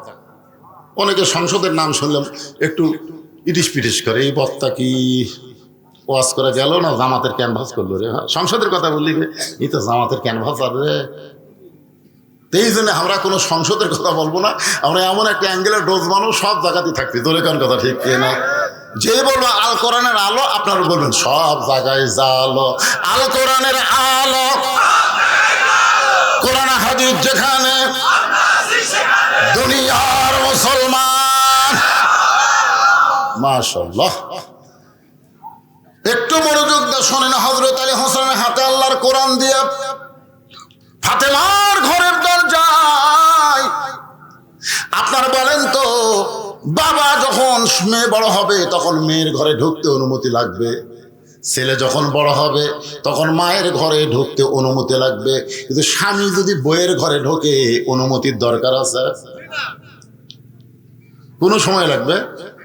যখন তখন স্বামী বিবির ঘরে ঢুকতে পারবে, এখানে কোনো অনুমতির দরকার হবে না। হযরত আলী আস্তে করে ফাতেমার অন্দর মহলের দরজা খুলে ভিতর দিকে লক্ষ্য করে দেখতে পায় ফাতেমা ডান হাতে আল্লাহর কোরআন আর বাম হাতে জাতা ঘুরায়। এভাবে ডান হাতে আল্লাহর কোরআন, ডান হাতে আল্লাহর কোরআন আর বাম হাতে এভাবে জাঁতা ঘুরাইতেছে। এ দৃশ্য দেখার পর হযরত আলী মনে মনে বলতেছে, আল্লাহ, দুনিয়াতে গরিব হলে কি হবে, আমার ঘরটা আল্লাহর জান্নাত হয়ে গেছে। সোনারা বলেন না কেন? ঘরের মধ্যে ঢুকে দেখতেছে বউ আল্লাহর কোরআন তেলাওয়াত করতেছে। কোরআন তেলাওয়াত করতে গিয়ে দুনিয়ার কাজ কাম সে বাদ দেয় নাই, ডান হাতের মধ্যে কোরআন নিয়ে তেলাওয়াত করে আর বাম হাতে এভাবে জাঁতা ঘুরাইতেছে। ডিজিটাল যুগের ছেলেরা জাঁতা বুঝো? এটা আপনারা বোঝেন না? ও আপনারা বোঝেন, এখনকার ছেলেরা তো বুঝবি না। কি কষ্ট করে আগেকার মানুষেরা জীবন যাপন করেছে, এখনকার ছেলেরা তো এগুলো চিন্তাই করতে পারবে না। আপনাকে রে এখান থেকে বনপাড়া যাইতে অটো ভ্যান লাগে, আগেকার এই গ্রামের পাবনা পাড়ার লোকেরা ভ্যান খুঁজিছে, কোন দিকে তাকাইনি রে। ভ্যান আছে, ভুটভুটি আছে, একদিকেও তাকাইনি। আল্লাহর উপর তাওয়াক্কুল করে পায়ে হাঁটা ঘাটালিছে। জোরে কোন কথা ঠিক কিনা? একটারও ব্যারাম বেদি নেই, সব খালি সেই রকম। আর এখনকার সব কুমড়া হচ্ছে, কুমড়ে হাঁটতে পারে না, মাজা গেছে। জাঁতা মানে জব আটা পিছনের যে যন্ত্র, নিচে এক পাথর ওপর এক পাথর, সেই পাথর একটা ছিদ্রের মুখে লাঠি দিয়া সেইটা ঘুরাইতে হয়। ফাতেমা জাঁতা ঘুরাইতেছে আর আল্লাহর কোরআন তেলাওয়াত করতেছে। সঙ্গে সঙ্গে হযরত আলীর জবান ফসকে বের হয়ে গেছে। রব্বানা পড়েন, রব্বানা আতিনা ফিদ দুনিয়া হাসানাতাও ওয়া ফিল আখিরাতি হাসানা ওয়া কিনা আযাবান্নার। যেই জবান ফসকে কোরআনের আয়াতটা বের হয়ে যায়, সঙ্গে সঙ্গে ফাতেমা জাতা ঘোরান বন্ধ, কোরআন তেলাওয়াত বন্ধ করে স্বামীর সামনে সালাম দিয়া দাঁড়ায়। ধরে কর সুবহানাল্লাহ। আল্লাহ রাসূল বলেছে, এই দুনিয়ার বিবিরাই, স্বামী যখন তোমাদের কাছে যাবে দুনিয়ার সমস্ত কাজ কাম তোমাদের হারাম হয়ে যাবে, একটা কামই তোমাদের হালাল, সেইটা হলো সালাম দিয়ে স্বামীর সামনে দাঁড়ায়া যাও। একজনের সুবহানাল্লাহ হয় না, মানে একজনের বউ এরকম না। সুবহানাল্লাহ আজমিন কবি কি? আপনি যখন বাহির থেকে বাড়িতে যাবেন, বউ যে কামের মধ্যেই থাক সব কাম বাদ দেওয়া লাগবে, খালি একটা কাম যদি ফরজ নামাজ পড়ে, যদি ফরজ নামাজের নিয়ত করে, তখন স্বামী বাড়িতে যাওয়ার সঙ্গে সঙ্গে বউ নামাজ ছাড়তে পারবে না। কিন্তু নফল নামাজ যদি নিয়ত করে, নফল নামাজ বাদ দিয়ে স্বামীর সামনে দাঁড়াতে হবে। রাসূল বলেছেন আল্লাহর পরে কাউকে যদি সেজদা দেওয়ার হুকুম থাকতো প্রত্যেকটা বিবিকে বলতাম তোমার স্বামীর পায়ে সেজদা করো। এই হাদিস দ্বারা বোঝা যায় আল্লাহর পরেই মেয়ে মানুষের কাছে সবচাইতে যিনি দামি ওই ব্যক্তি হলো তার মহান স্বামী। জোরে কোন ঠিক কথা বল না কেন? আপনাকে বিরুদ্ধে হচ্ছে না পক্ষে হচ্ছে? এটা হ্যাঁ ধরে দিবে। মেয়ে মানুষের কাছে শাসন দেখেছেন, শোষণ দেখেননি? সারা জীবন বাংলাদেশে নারী নির্যাতনের কেস হলো, কিন্তু পুরুষ নির্যাতনের কোনো কেস নেই। আপনারা বলেন তো হাসিনা নারী হয়ে পুরুষ নির্যাতন কম করছে না বেশি করছে? কতক্ষণ কম করছে? হাসিনার স্বামী ওই যে ডক্টর ওয়াজের সাহেব আর একটা ডাক্তার কি কিছুদিন আগে মারা গেল জাফরুল ইসলাম, জাফরুল ইসলামের কাছে যায় বলছে ভাই আমাকে একটা চাকরি দাও। জাফরুল ইসলাম হাসিনার কয় তোমার বউ হলো প্রধানমন্ত্রী আর তুমি চাকরি খুঁজিচ্ছ? এত কান্দা দিয়েছে ভাই। জাফরুল কয় ওর কান্দা দেখে আমি অস্থির হয়ে গেলাম, প্রধানমন্ত্রীর স্বামীও তুমি কাঁদতেছো কে? বলে বলা যাবে না, বললি যেন। যে মেয়ে তার স্বামীর শান্তি দিবার পারে নাই সেই মেয়ে কোনোদিন বাংলাদেশের মানুষকে শান্তি দিবার পারে না। ধরে কোন কথা? যাইদার ঘরে শান্তি দেয় নাই সে পরের লোকের কি করে শান্তি দিবি? স্বাধীনতার সময় ওর বাবা ছিল পাকিস্তানের লুকে, মানে গ্রেফতারের নামে লুকে, আর ওরা আসলো ভারত। আর যেই দেশ স্বাধীন হচ্ছে শহীদ জিয়ার ঘোষণায় তখন আশা কয় আমি জাতির পিতা, জাতির পিতা। মুসলমানদের জাতির পিতা একজন, তিনি হলেন মিল্লাতা আবিকুম ইব্রাহিম ওয়া সাম্মাকুমুল মুসলিমিন। এখন চিন্তা করেন, যে ঘরে শান্তি দিবার পারে না সে দুনিয়ার মানুষকে কেমনে শান্তি দিবে? বাজান গো, নারী নির্যাতনের কোনো আইন বাংলাদেশে নাই, অথচ প্রত্যেকটা বাড়িতেই কিন্তু নারীরাই পুরুষকে নির্যাতন করতেছে। ঠিক না বলে? স্বামী এসে নামাজ পড়ে যায়, বউ বলতেছে কেগো রাতের খাবার দাও, বউ বলতেছে ইন্নাল্লাহা মাস সাবিরিন, ধৈর্যশীলদের সঙ্গে আল্লাহ থাকে। এত খাই খাই করো কেন? এখনই নামাজ পড়ে আসলে এখনই খাওয়া লাগবে কেন? আমি স্টার জলসা দেখতেছি, তুই বোঝো না? যাও ধরো, যে 8 ঘন্টা আরাম করো। স্বামী 8 ঘন্টা আরাম করতেছে, 8 ঘন্টা পরে খিদে লাগছে তো বলে বিবি গো এখন খাবার দাও। বলে স্টার জলসা থেকে জি বাংলা পার হলেন, এখন খাবার দেওয়া যাবে না, আর 8 ঘন্টা ধৈর্য ধরো। প্রত্যেকটা বাড়িতে এরকম পুরুষ নির্যাতন আছে না নাই? জোরে গান আছে না নাই? আমার মা বোনদের জন্য বলতেছে, একটু খেয়াল করেন, যেই মাত্র হযরত আলী কোরআন তেলাওয়াত করেছে সঙ্গে সঙ্গে ফাতেমা জাতা ঘুরান বাদ দিয়া, কোরআন তেলাওয়াত বাদ দিয়া দৌড়ে এসে স্বামীর সামনে সালাম দেয়, আসসালামু আলাইকুম স্বামী গো, আপনি কেমন আছেন? কপালে একটা চুমা দেয়, বলে আপনি তো কোরআন তেলাওয়াত করতেছেন। আপনি কোরআন তেলাওয়াত বাদ দিয়া, কোরআন তেলাওয়াত বাদ দিয়া হঠাৎ বিবির ঘরে ঢুকছেন, হঠাৎ বিবির ঘরে ঢুকছেন। আলী বলে ফাতেমা আমি ঢুকি নাই, তোমার হোসাইন ঢুকতে চাইছিল। আমি ঢুকি নাই, তোমার হোসাইন ঢুকতে চাইছিল, কারণ দরজায় কতগুলো মেয়ে মানুষ দাঁড়ায় আছে, তারা তোমার সঙ্গে একটু দেখা করবার চায়। এখন হোসাইন তাদের জন্য তোমার কাছে ঢুকতে চাইছিল। তুমি তো জানো হোসাইনের বয়স কত, এখন 4 বছর পার হয়ে গেছে। এদিন আমি হোসাইনকে ভিতরে ঢুকতে না দিয়া তার হাতে আল্লাহর কোরআন দিয়েছি। সঙ্গে সঙ্গে ফাতেমা বলতেছে আলহামদুলিল্লাহ, ওই বাবা মা সবচাইতে বড় ভাগ্যবান যার শিশু বাচ্চার হাতে থাকবে আল্লাহর কোরআন। সাল্লাল্লাহু বলেন। ফাতেমা আল্লাহর শুকরিয়া আদায় করে বলতেছে ওই বাবা মা হলো সবচাইতে বড় ভাগ্যবান যার শিশু বাচ্চার হাতে কি থাকবে? আপনাদের গুলার হাতে কি আছে? হুজুর আমার ছেলে মোবাইল ছাড়া ভাতই খায় না। হুজুর কে ভাই, আপনার সন্তান মোবাইল ছাড়া ভাত খায় না? মোবাইল দেখে দেখে যে সন্তানরা ভাত খাচ্ছে, আপনি ওদের ভবিষ্যৎ চিন্তা করেন তো, এদের একটু ভবিষ্যৎ চিন্তা করেন। এদের ভবিষ্যৎ কি? এই যে এদিকে গল্প মারতেছে, হয়ে শব্দ হচ্ছে, এরা কি মাটি ফেটা জন্ম নিয়েছে? আপনি কি মনে করেন এরা মাটি ফেটা বাড়াছে? এই কথা বলেন, মাটি ফেটা বাড়াছে? আল্লাহর কোরআনের তাফসীর যেখানে সূরা আসর থেকে হচ্ছে, এরপরে অপোজিশনাররা হইচই করতেছে, ওদের জবানের শব্দ আমরা শুনতে পাচ্ছি।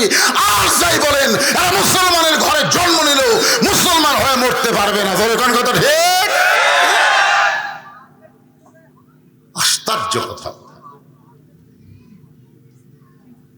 এই যে ছোট ছোট বাচ্চারা ঘুরতেছে, যার মনে তাই মনে করো এর একটা পরিবেশ হলো ভাই।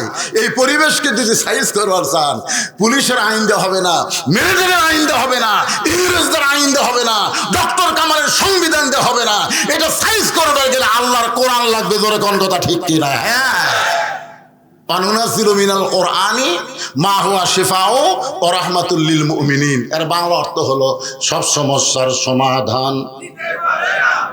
যারা বলতেছেন না, বিশ্বাস করতেছেন না, আমি যেই বলবো সব সমস্যার সমাধান, আপনার জোরে বলবেন দিতে পারে আল কোরআন। বলতে পারবেন? বিরক্ত হচ্ছেন? সব সমস্যার সমাধান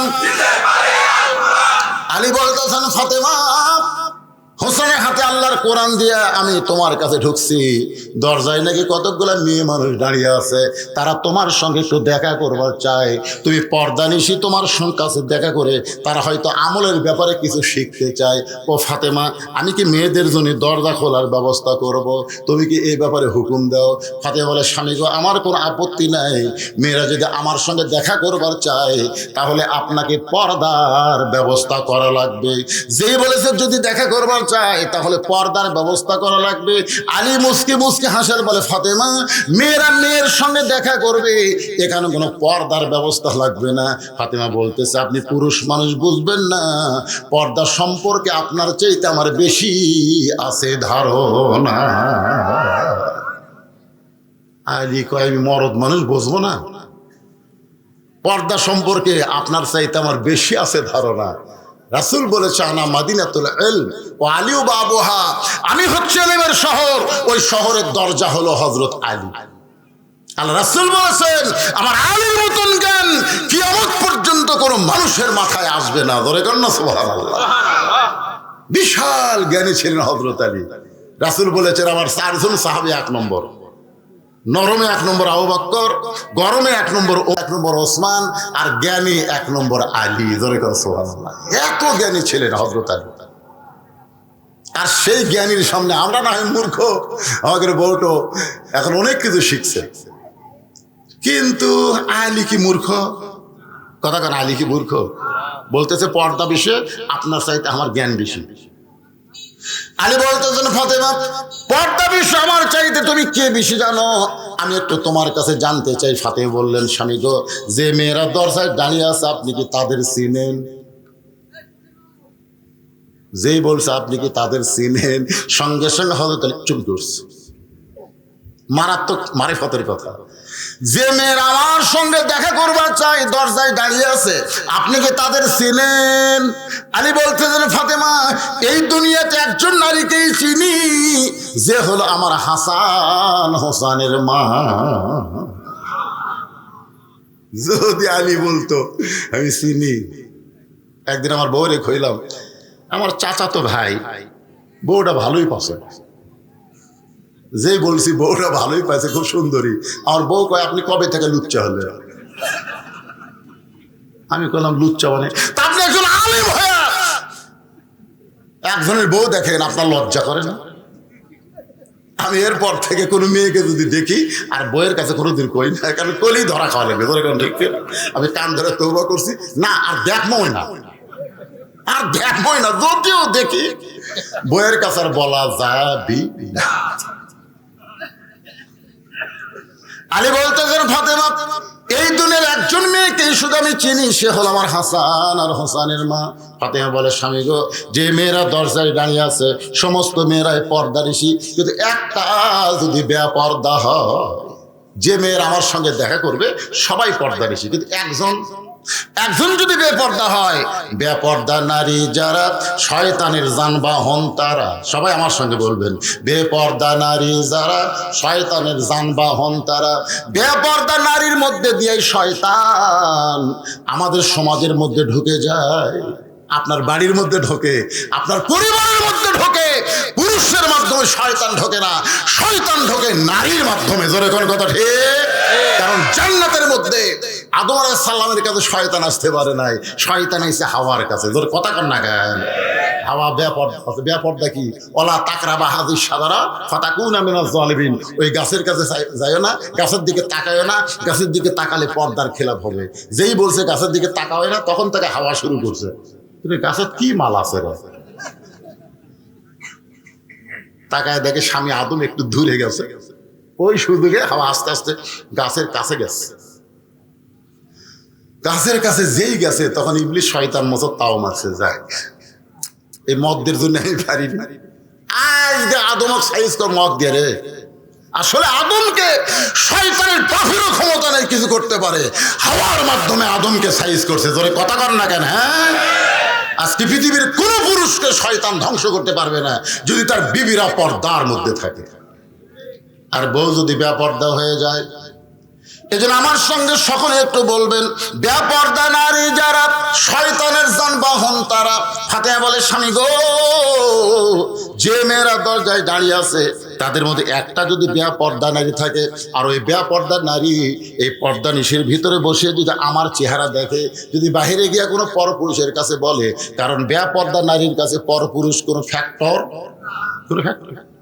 ওই মেয়েটা যদি বাইরে যায় বলে, আমি গেছিলাম গো ওই পর্দা নিশিকের সাথে ফাতেমার দেখতে, ফাতেমার চোখের গুরু এইরকম, ফাতেমার মুখের চেহারা এইরকম, ফাতেমার কান এইরকম, আমি ফাতেমা সারা জীবন পর্দার মধ্যে থাকলাম, কিন্তু একটা বেপর্দা নারীর কারণে আমি বাহিরে পরপুরুষের কাছে পরিচিত হলাম। এইটা আমি কখনোই হব না। মেয়েদের সঙ্গে দেখা করতে হলো ফাতেমাকে পর্দার ভিতরে দেখা দিতে হবে। সুবহানাল্লাহ বলে। স্বামী, আমি ফাতেমা আমার বাবার কথা অনুযায়ী পুরুষের 1 নম্বর হলো নামাজ, আর নারীদের 1 নম্বর হলো পর্দা। আমার বাবা যেদিন থেকে বলেছে সেদিন থেকে আমি ফাতেমা পর্দাকে এমনভাবে গ্রহণ করেছি। আসলে ফাতেমা গভীর রাত্রে পর্দার মধ্যেই দুনিয়া থেকে কিন্তু বিদায় নিছে। ধরে কোন কথা ঠিক কি না? হযরত আলী গভীর রাত্রে ফাতেমাকে দাফন করেছে। দাফন করার পরে আল্লাহর কাছে কাঁদতেছে, আল্লাহ আমার ফাতেমা সারা জীবন পর্দার মধ্যে থাকলো, পর্দার মধ্যে তাকে দাফন করলাম, তার পর্দাটা তুমি তোমার দরবারে কবুল করে নাও। এ দোয়া করার পর হযরত আলী তাকায় দেখে কয়েকটা পুরাতন কবর দেখা যায়। এই মাত্র ফাতেমার কবর, এই নতুন কবর নাই, গোটা জান্নাতুল বাকি দৌড়ায় বলে ফাতেমার কবর, ফাতেমার কবর। কে যেন দূর থেকে বলে, আলী রে, আমার ফাতেমা পর্দা নিশি, আমি আল্লাহ জোহরা ডিগ্রি দিয়া ফাতেমার কবরটাকে কিয়ামত পর্যন্ত পর্দা করে দিয়েছি। আজকে আমার মায়েদের জন্য বললাম, মা জান্নাতে যদি যাবার চান সবচাইতে ভালো আমল হলো পর্দা। পর্দাটা ঠিক রাখে, তারপরে নামাজ পড়েন, রোজা করেন, যা ইচ্ছা করেন, কিন্তু পর্দা ঠিক হওয়া লাগবে। জোরে কোন কথা ঠিক কিনা? আর মরদ মানুষকে আমি বলবো, যা করেন করেন, সুদ খাবেন না, ঘুষ খাবেন না, চুরি করবেন করেন, 1 নম্বর নামাজ ঠিক হওয়া লাগবে। জোরে কথা কর না, কথা কর না কেন? নামাজ ধরার পরে যদি ঘুষ খান, খান খান, পারবেন না ভাই। কারণ আল্লাহর কোরআন কি মিথ্যা?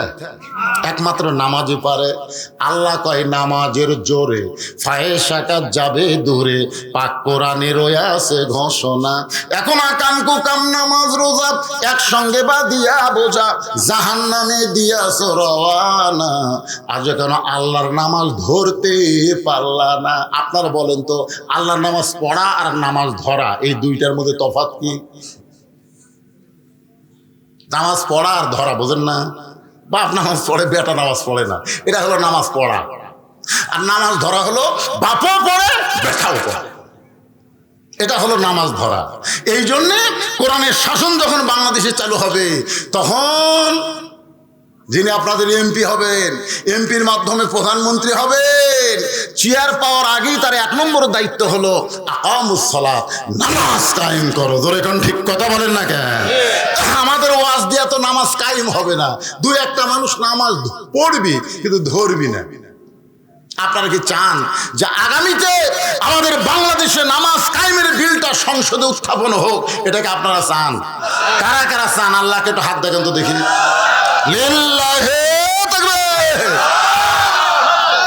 হাত নামান। এখন যারা নামাজ পড়ে না তারা কি এক বিপদে বললাম রে। আসলে যারা নামাজ পড়ে না, দুনিয়ার সবচাইতে নামাজই তাদেরকে কঠিন মনে হয়। দেখবেন সবই করে, কিন্তু নামাজত গেলি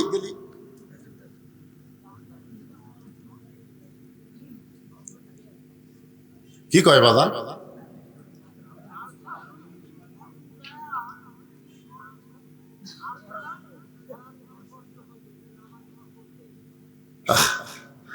যারা নামাজ ধরেছে তাদের একটা কথা বলবো, যারা নামাজ ধরেছে তাদের একটা চরিত্রের কথা বলি।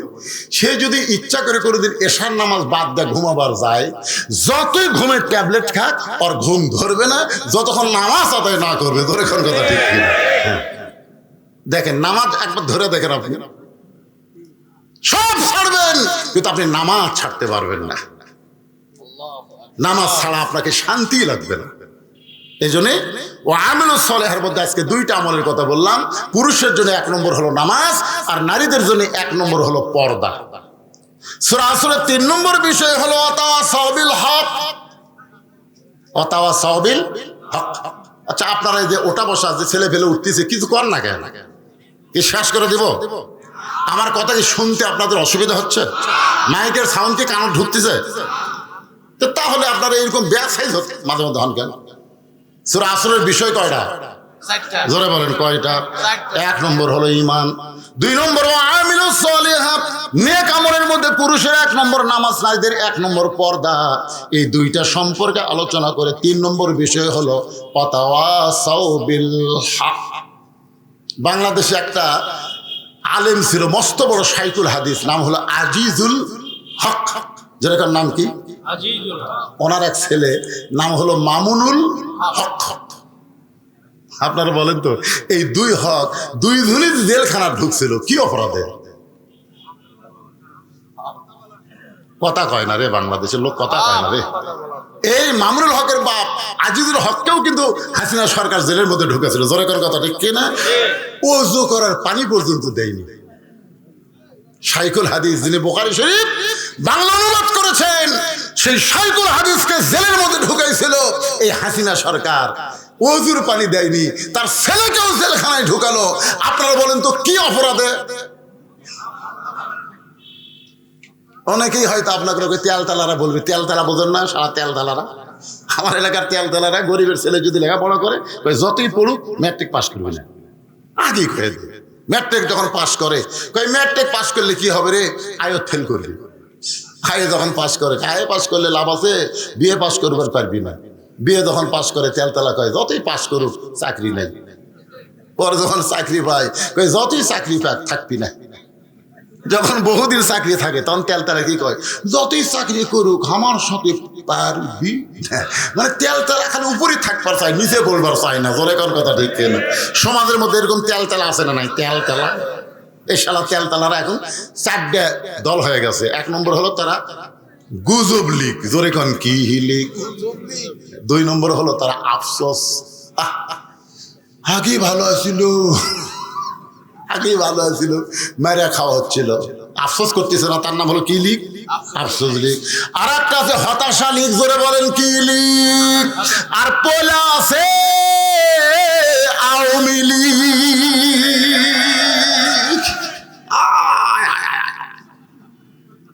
এই 3টা কিন্তু আমাদের মধ্যে আছে, গল্প করলে বোঝা যায়।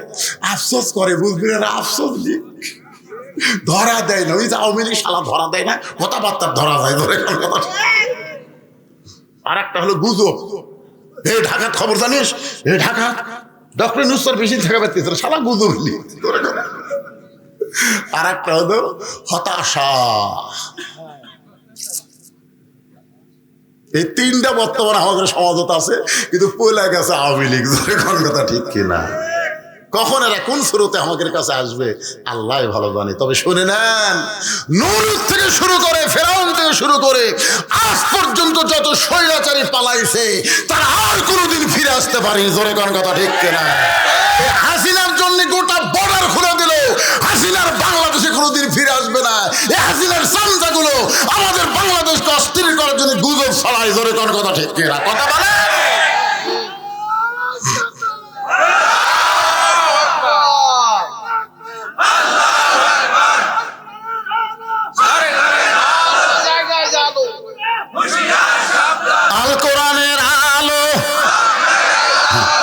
ভুলে গেছেন কেন?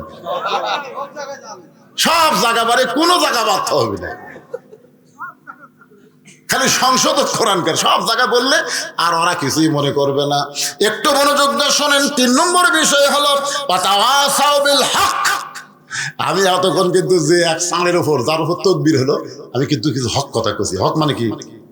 সত্যি কথা কয় না, সত্যি কথা। আপনার বলেন তো এই কোরআন কি? কুল জাল হক ওয়া যাহাকাল বাতিল ইন্নাল বাতিলা কানা যাহুকা। আমি আপনাদেরকে অনুরোধ করব, এই যে মাঝে মধ্যে আসে বসে দৌড় দিয়ে আবার এসে বসে, এই কামটার করেন না। এই দুটা বিষয় অন্তত মনোযোগ দিয়ে শোনা লাগবে ভাই, কারণ সামনে আমাকে শুভ দিন, চিন্তা ভাবনা করে নিন। ধরে এখন কথা ঠিক কেন? এই জন্য আগেকার দুটো ইমান আর আমল যা শুনতেন, এই পরকার দুটো সাবজেক্ট একটু মনোযোগ দিয়ে শোনা লাগবে বাদান। কারণ হাকিম ভাই আমার সাথে দেখা করে গেছে, ধরে কথা ঠিক করে এই শোনাই লাগবে রে সোনার চানিরা। আপনারা কোন তো এই যারা কোরআনের আন্দোলনের নেতা হয়ে আপনাদের কাছে মাঝে মধ্যে আসে, আগামী ইলেকশনে যাবার চাই, এদের বিরুদ্ধে একটা কথা কোন তো, যে হুজুর এরা উমুকের টাকা মারছে, উমুকের এই জিনিস চুরি করে খাচ্ছে, এরা উমুকের মেয়ে ধর্ষণ করছে, একটা কোন কথা কয় না। কথা বল না কেন? আল্লাহর কোরআনের দল যারা করে, তারা যদি কোনো অন্যায় করে, বর্তমান জামাত ইসলামের আমির একজন জ্যান্ত আল্লাহর ওলি। ধরে কোন কথা ঠিক কিনা? হ্যাঁ, আপনি ইয়ার কি করতেছেন? ফাউল লোককে এ দলের মধ্যে কোনো জায়গা হবে না। তুমি সাপোর্ট করবার পারো, কিন্তু নেতা হবার পারবা না। এই দলের যে ঠিক মতো কাজ কাম করবে, লেগে থাকবে, কোরআন হাদিসকে গ্রহণ করে নিবে, সে যদি ফকিরেরও বাচ্চা হয়, তারও আমির হওয়ার যোগ্যতা আছে। তুমি কোটিপতি হয়ে, ডাক্তার হয়ে, ব্যারিস্টার হয়ে ঢুকেই তো আমি এমপি নামো, এত সহজ না। কারণ সব দলের টাকা বন্ধ হলে ওই দল মানুষ কমে যাবে, কিন্তু এমন ইসলামী দল এদের টাকা বন্ধ হলেও এরা জীবন দিয়ে আল্লাহর দল করবে। কথা কি আমার বুঝতেছেন? ওয়াতাওয়াসাউ বিল হক, হক কথা বলতে হবে, হক পথে চলতে হবে। হকের পথে চলতে গিয়ে নানা রকম বিপদ আপদ মুসিবত আসতে পারে। আল্লাহ কোরআনে বলেছেন, ওয়ালা নাবলুওয়ান্নাকুম বিশাইয়্যিম মিনাল খাউফি ওয়াল জুই ওয়া নাকসিম মিনাল আমওয়ালি ওয়াল আনফুসি ওয়াস সামারাতি ওয়া বাশশিরিস সাবিরিন। ওয়াতাওয়াসাউ বিস সাবর, সূরা আসরের 4 নম্বর বিষয়। আচ্ছা, এই মসজিদের জন্য কি আপনার গামছা দিছিলেন? গামছা আদায় হচ্ছে? আমার জন্য মনে হয় ওটা বাকি আছে। তো ভাইজান, এই সূরা আসরের 2টা পয়েন্ট একসাথে বলার পরই আমি আপনাদের কিনা মনোজাত করবো, কারণ ঘড়ি আমার কাছে আছে, বুঝতেছেন না? ঘড়ির কাটা আমি দেখতেছি। আপনারা এই মসজিদের উন্নয়ন কল্পে আপনাদের কাছে গামছা যাবে, ব্যাগ যাবে, আপনার যে যা পারবেন, কম হোক বেশি হোক, আপনারা দিবেন। দান বাক্স যখন আপনাদের সামনে দিয়ে যায়, মসজিদে দেয় না? আপনাকে এলাকার মসজিদে দান বাক্স আছে না? অনেক লোক কিন্তু দেখবেন যে দান বাক্স কাছের দিকে আসতেছে, ওই তখন পকেটের হিসাব করতেছে। 500 টাকার একটা লোট আছে, 200 টাকার লোট আছে, 100 টাকার একটা লোট আছে, 10 টাকা নাই, 10 টাকা পকেটের হিসাব কিন্তু করছে, হিসাব করছে। কি হিসাব করলো? 10 টাকা নাই, যে বাক্স আছে এত জোরে মারছে, 2 জন পার হয়ে গেছে। এই 2 জন খুশি হয়ে বলতেছে, যাক আল্লাহ তোকে রহম করলো রে। তখন আপনার শোনেন, এই 2 কান্দের 2 ফেরেশতা আল্লাহ বলতেছে, আল্লাহ ওর পকেট ভরা টাকা ধুয়ে ওই দান বাক্স ঠেলা মারলো, এর রেজাল্ট কি? আল্লাহ বলতেছে, এর রেজাল্ট হলো ওই দান বাক্স ঠেলা মারেনি, ওর জীবন থেকে, ভাগ্য থেকে ওই জান্নাত ঠেলা মারছে। যখন কি ঠেলা মারছে? তা আপনাদের কাছে যখন গামছা যাবে, কারা কারা ঠেলা মারবেন? হাত তুলেন তো দেখি। তার মানে একজনও ঠেলা মারার লোক নাই, সবাই কম বেশি দান করবেন। এ গামছালা ব্যাগালা ভাইরা কোথায় গেছে রে? যাও ভিতরে যাও, যাও। আচ্ছা, আপনাদের মধ্যে এখানে মাহফিল কমিটির লোক নাই, এরকম পাঞ্জাবি ধরে আপনি দাঁড়ান, ছেলেরা ওই যে পিছন দিক থেকে একদম মাশাআল্লাহ, 1 ব্যাগ কেন বাজান, একবারে 5-7 ব্যাগ। হ্যাঁ, ভিতর থেকে যাও, সবাই আল্লাহর রাস্তায় দিবেন ভাই। 10, 20, 50, 100 যে যা পারবেন, জীবনের শেষ দান মনে করে আল্লাহর রাস্তায় দান করবেন। সবাই দান করে আল্লাহর রাস্তায়। বাপ মা যাদের কবরে গেছে, বাপ মা রুহের মাগফিরাতে দান করবেন। আমার মা বোনেরা যদি পর্দার অন্তরে, তাদের কাছে যে কেউ যায়, তাদের কাছে আদায়ের ব্যবস্থা আছে, মা বোনদের কাছে। সেটা বলতেছি। আমার মা বোনদের কাছে ব্যাগ পাঠায় দেবেন, আমার মা বোনের আল্লাহর রাস্তায় দান করবেন। আমার ছোট ভাই বলতেছে, হুজুর আপনার কাছে এমন ব্যক্তি কেউ যদি থাকে যে ব্যাগের মধ্যে না আপনার হাতে আল্লাহর ঘরে 1500 টাকা দিবার চাই, এইরকম কোন আল্লাহর পাগল যদি থাকেন এই মাহফিলে, বাপ মা কবরের কাছে, বাপ মা রুহের মাগফিরাতে 500,000 টাকা দান করবেন, তাহলে আমি হাত বাড়ায় দিলাম। দুনিয়ারই টাকা পয়সা দুনিয়াতে রবে, ফকির হয়ে মানুষ কবরেতে। এই যে দেখেন মুরব্বী মানুষের ধৈর্য কম, লাভ উঠছেন কেন বাজার পিছন দিক থেকে? সবচাইতে বড় সত্য হলো, খুব মনোযোগ দিয়ে শুনবেন, দুইটা বিষয়কে সমন্বয় করে আমি আপনাদের সামনে সূরা আসরের 4টা বিষয় সমাপ্ত করব ভাই। এই জন্য সামান্য টাকা পয়সার দিকে খেয়াল করে আপনি মাহফিল থেকে যেন উঠতে না পারেন, শয়তান যেন তুলবার না পারে। এই মুহূর্তে যারা উঠতেছেন আপনার নিজে উঠতেছেন না, শয়তানে আপনাকে বলতে ওয়াজ শুনে ফজরের নামাজ বাদ দিব নাকি? দেখেন এই মুহূর্তে শয়তান এমন একটা বুদ্ধি দিবে আপনাকে, তাহলে ওয়াজ শুনলে হবে নামাজ পড়া লাগবে না? ভালো একটা বুদ্ধি দিয়ে দাম থেকে আপনাকে মাহরুম করবে। আপনি জানেন আর-সখী হাবিবুল্লাহ, নামাজ পড়লে কেউ আল্লাহর বন্ধু হবে বলা হয় নাই, রোজা করে আল্লাহর বন্ধু হবে বলা হয় নাই, কিন্তু দানকারীকে রাসূল বলেছেন সে আল্লাহর দোস্ত হয়ে যায়। জোরে কোন সুবহানাল্লাহ। আল বাখিলু লা ইয়াদখুলুল জান্নাহ, যারা বখিল হয় তারা জান্নাত পায়। এই জন্য বখিল না হয়ে সখী আল্লাহর দানকারী বান্দা হওয়ার জন্য যে যা পারবেন দান করবেন। 2টা মিনিটের মধ্যে আদায় কমপ্লিট করে ইনশাল্লাহ আমি আবার বাকি আলোচনার দিকে চলে আসব। একটু জিকির করেন লা ইলাহা ইল্লাল্লাহ, লা ইলাহা ইল্লাল্লাহ, লা ইলাহা ইল্লাল্লাহ, লা ইলাহা, লা ইলাহা ইল্লাল্লাহ মুহাম্মাদুর রাসূলুল্লাহ। মাশাআল্লাহ, আল্লাহ তোমার একজন পাগল, 1000 টাকা আমি গুনাহগার হাতে তোমার ঘরের জন্য করছে দান। আল্লাহ দানকে কবুল করে জান্নাত ঘরের মালিক বানান। জোরে গান আমিন, জোরে বলে আল্লাহুম্মা আমিন। আচ্ছা আপনাদেরকে একটা কথা বলি, আপনারা দেখেন তো, একটু খেয়াল করে শুনবেন। আচ্ছা যে মেয়ের কোনোদিনও বাচ্চা হয়নি, বিয়ে হওয়ার পর বাচ্চা ফেরত আইছে, নতুন বাচ্চা হবে, আপনারা বলেন তো ওই মেয়ে কি প্রসব বেদনা বোঝে? বোঝে? কিন্তু বাচ্চা ফেরত আসছে। আমরা তো সারা জীবন গান গাইতেছি, কি বলবো প্রসবের কথা। কামাল মাস্টার আল্লাহ তোমার পাগল, তোমার ঘরের জন্য 1000 টাকা দান করেছে আল্লাহ। কামাল মাস্টারের দানকে আল্লাহ আপনি কবুল করেন। জোরে কোন আমিন। আচ্ছা মসজিদ কমিটির সভাপতি নাই ইকরাম, তোমার একজন পাগল, আল্লাহ তোমার ঘরে 500 টাকা দান করেছে, আল্লাহ কবুল করেন আল্লাহুম্মা আমিন। এই মসজিদ কমিটির সভাপতিকে রে যুব সমাজ, সমাজ যুব সমাজ কোটি গেল রে কোন সাইডে? আপনি সভাপতি দিছেন, আপনি ওই হুজুরের কাছে দিছেন। আচ্ছা মাশাআল্লাহ, 10,000 টাকা সহসভাপতি আব্দুর রহমান। কি নাম? আব্দুর রহমান। ও উনি, তা হাতটা দেন তো। মসজিদের সহসভাপতি 10,000 টাকা ধরে বলেন মারহাবা। আল্লাহ রে, এই দানগুলো এখনো করেনি। আমি তো মনে করছিলাম একটানা ওয়াজ দিয়ে শেষ করে দেবো, খালি ঘড়ি দেখতেছি আর ওয়াজ টানতেছি। কে রে, আর কেউ আছে এরকম? আর কেউ আছে? 10,000 পাটি কে ভাই? আপনি দিছেন? সব দেওয়া শেষ। সোনার বাংলাদেশ, আমার সোনার ময়না পাখি কোন দেশেতে ওইরা গেলা রে, দিয়া মোরে ফাঁকি রে আমার সোনার ময়না পাখি। যুব সমাজের জন্য আমার ওয়াজ হলো বাজান, পুরুষের 1 নম্বর নেক আমল কি? ভুলে গেলে হবে না রে, ভুলে গেলে হবে না। এত দিক দিয়ে আজকে আমি আপনাদের বুঝালাম, তারপরেও যদি কথা বলতে দেরি করেন, কি পড়বেন না? ফজর নামাজ থেকে শুরু করবেন না?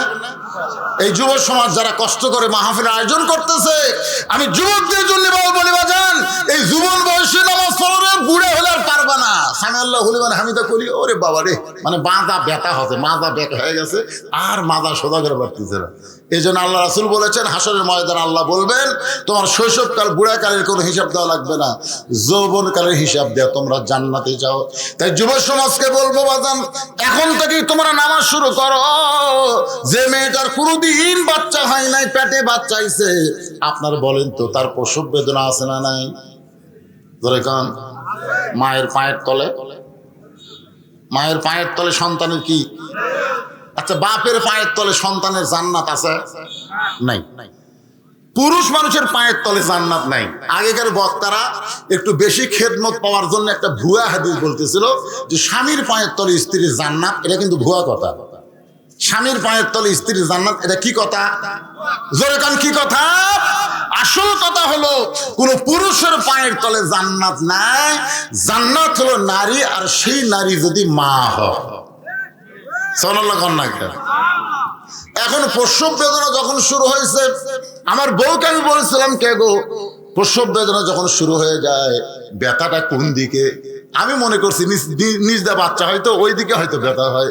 আমার বউ বলে, স্বামী গো, আপনি পুরুষ মানুষের নারীর ব্যথা শুনে কি করবেন? বলে, বক্তা মানুষ হয়তো ওয়াজে বলা লাগতে পারে। আমার বউ কয়ে, যখন ব্যথা শুরু হয়ে যায়, ব্যথাটা কলিজা থেকে শুরু হয়, এমন ব্যথা শুরু হয়, মেয়েটা অধৈর্য হয়ে কখনো বলে, আমি গলার দড়ি দিব, আমি বিষ খাবো, এই কষ্ট আর আমি সহ্য করতে পারবো না। এখনো বাচ্চা হয়নি, নতুন মা হবে, কষ্ট সহ্য করবার না পাইরা চিৎকার করে বলে, আমি গলায় দড়ি দিব, বিষ খাবো। দাদি নানি দৌড়ে এসে ঘরের মধ্যে ধাক্কা দিয়ে তোলে, কেন বিষ খাবি, কেন গলার দড়ি ধরবি? সবর, ধৈর্য ধর, ধৈর্য ধর, ধৈর্য ধর। মায়ের পায়ের তলে সন্তানের জান্নাত। যদি সন্তান মায়ের পায়ের তলে জান্নাত পায়, এত বড় নিয়ামত আল্লাহ মাকে দান করেছে। মা হতে হবে, বিষ খেলে চলবে না, গলার দড়ি দিলে চলবে না, মা হওয়া লাগবে। ধৈর্য ধর, সবর, ধৈর্য ধর। নানি আর দাদি যখন ধৈর্যের উপদেশ দেয়, এক সময় আর পারে না, চিৎকার করে, তখন মেয়েটাকে শোয়া দিয়া নরম পানির মধ্যে কাপড় ভিজায়, ওইটা কপালের উপরে দিয়া কয়, ধৈর্য ধর, দাঁতের উপর দাঁত দে, দাঁতের উপর দাঁত দেয়, ইন্নাল্লাহা মাআস সাবিরিন। কানে কানে কোরআনের আয়াত শোনাই। কানতে কানতে এক সময় দাঁতের উপর দাঁত দেয়, এদিকে ধাইমা বাচ্চা টেনে বের করতেছে। এক সময় মা বেহুশ হয়ে যায়। মায়ের পায়ের তলে সন্তানের জান্নাত পাওয়ার আশায় মা যখন বেহুশ হয়ে গেছে, এমন সময় সন্তান মা মা ম্যা ম্যা বলে কাঁদতেছে। সন্তানকে গোসল করায়া ওই সন্তান যখন মায়ের বুকের উপরে দেয়, সন্তানের পরশে মা বেহুশ থেকে হুঁশ ফিরে পায়। হুঁশ পাওয়ার পরে মা বুঝতে পারে, আমার বুকের উপরে এত রহমত, এত শান্তি থেকে তাকায় দেখে পূর্ণিমার চাঁদের মতো ফুটফুটে একটা বাচ্চা তার বুকে, পেটের বাচ্চা পেট থেকে বের করে বুকে রাখছে। মা আস্তে করে জিহ্বা বের করে ওই বাচ্চারে যখন চুমা খাবার চাই, দাদি রানী তিরস্কার করে বলে, লাত্তি মার, বুকের উপর থেকে ফেলায় দে, এর জন্য তুই গলার দড়ি দিবার চাইছিস, এর জন্য বিষ খাবার চাইছিস, এর চুমা খাস না। মা কান্দারে বলে, দাদি রে, কষ্টের পরে এমন শান্তি, কষ্টের পরে এমন শান্তি আমি বুঝতে পারি নাই দাদি, এমন শান্তি পাই আমার প্রসব বেদনার কষ্টের কথা আমার মনে নাই। আজকে আল্লাহর কোরআনকে যদি বাংলাদেশে বিজয় রূপে দেখতে চাই, বাজানগ কোরআন বিজয় সাধারণ কোনো বিষয় না। কোরআনের পাখি আল্লাহ সাইদি হুজুরকে জেলের মধ্যে হত্যা করা হয়েছে, ইসলামী আন্দোলনের কর্মীদেরকে, নেতাদেরকে ফাঁসির মঞ্চে নিয়ে যাওয়া হয়েছে, অনেকের গুম করা হয়েছে, অনেকের হত্যা করা হয়েছে। শেষ পর্যন্ত 5ই আগস্ট 2000 জনতার জীবনের বিনিময়ে, রক্তের বিনিময়ে আমরা আবার স্বাধীনতা বাংলাদেশ পাইলাম। এই বাংলাদেশের স্বাধীনতা যদি আমরা ভোগ করতে চাই, মানুষের তৈরি আইন দিয়ে ভোগ করা সম্ভব না, আমাদের আল্লাহর কোরআনের আইন লাগবে। জোরে বলেন কথা ঠিক কি না? প্রসব বেদনার কষ্ট আমাদের হয়ে গেছে, প্রসব বেদনার কষ্ট হাসিনা হামাকরক দিয়ে দিছে। জোরে কোন কথা ঠিক কিনা? এখন হলো ওই বাচ্চাটা বুকের উপরে পাইছি, ওই বাচ্চারে লালন পালন করা, ওই বাচ্চাকে লালন পালন যদি করতে চায়, একদম ঘোলাডম আইরে আইটিয়ে নাই ভরা দিয়ে না লেগেল বোয়াল মাছে তাই না থেকে ভদর নাচে, এই বই আমরা দিব না। হযরত আলী হোসেনের হাতে যেমন আল্লাহর কোরআন দিয়েছিল, আমরা তেমন কোরআনের সমাজ করতে চাই।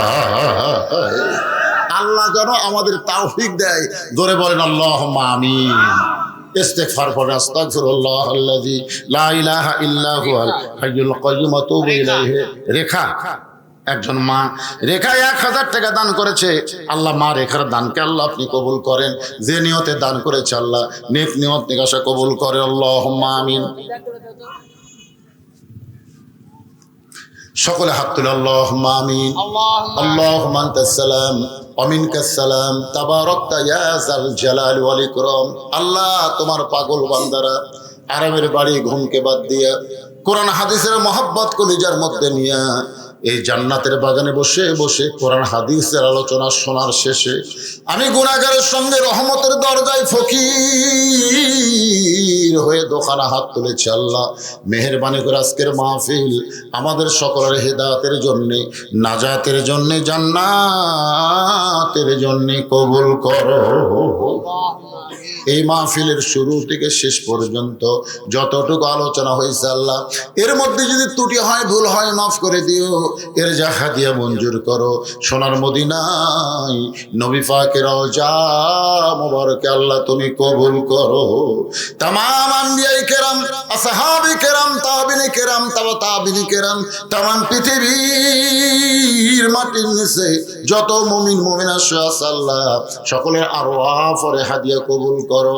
আমরা যারা হাত তুলেছি আমাদের মধ্যে জনম দুঃখনী মা যাদের কবরে চলে গেছে, ছোট্ট একটা শব্দ হলো মা, এ নামের মধ্যে কি মধু, যাদের মা নাই তারা বুঝতেছে। এই দরদের মা যাদের কবর গেছে আল্লাহ মেহেরবানি করে মায়ের কবরকে জান্নাতের টুকরা বানায় দাও। বাবার বাড়ি ঘর সহায় সম্পত্তি সবই আছে, আমাদের ইতিম করে থিয়া যেই বাবা আজকে অন্ধকার কবরে চলে গেছে, মেহেরবানি করে বাবার কবরকে জান্নাতের টুকরা বানাও। আমাদের দাদা দাদি, নানা নানা, আত্মীয় স্বজন, শ্বশুর শাশুড়ি যাদের কবরে গেছে আল্লাহ কবরবাসীদের মাফ করে দাও।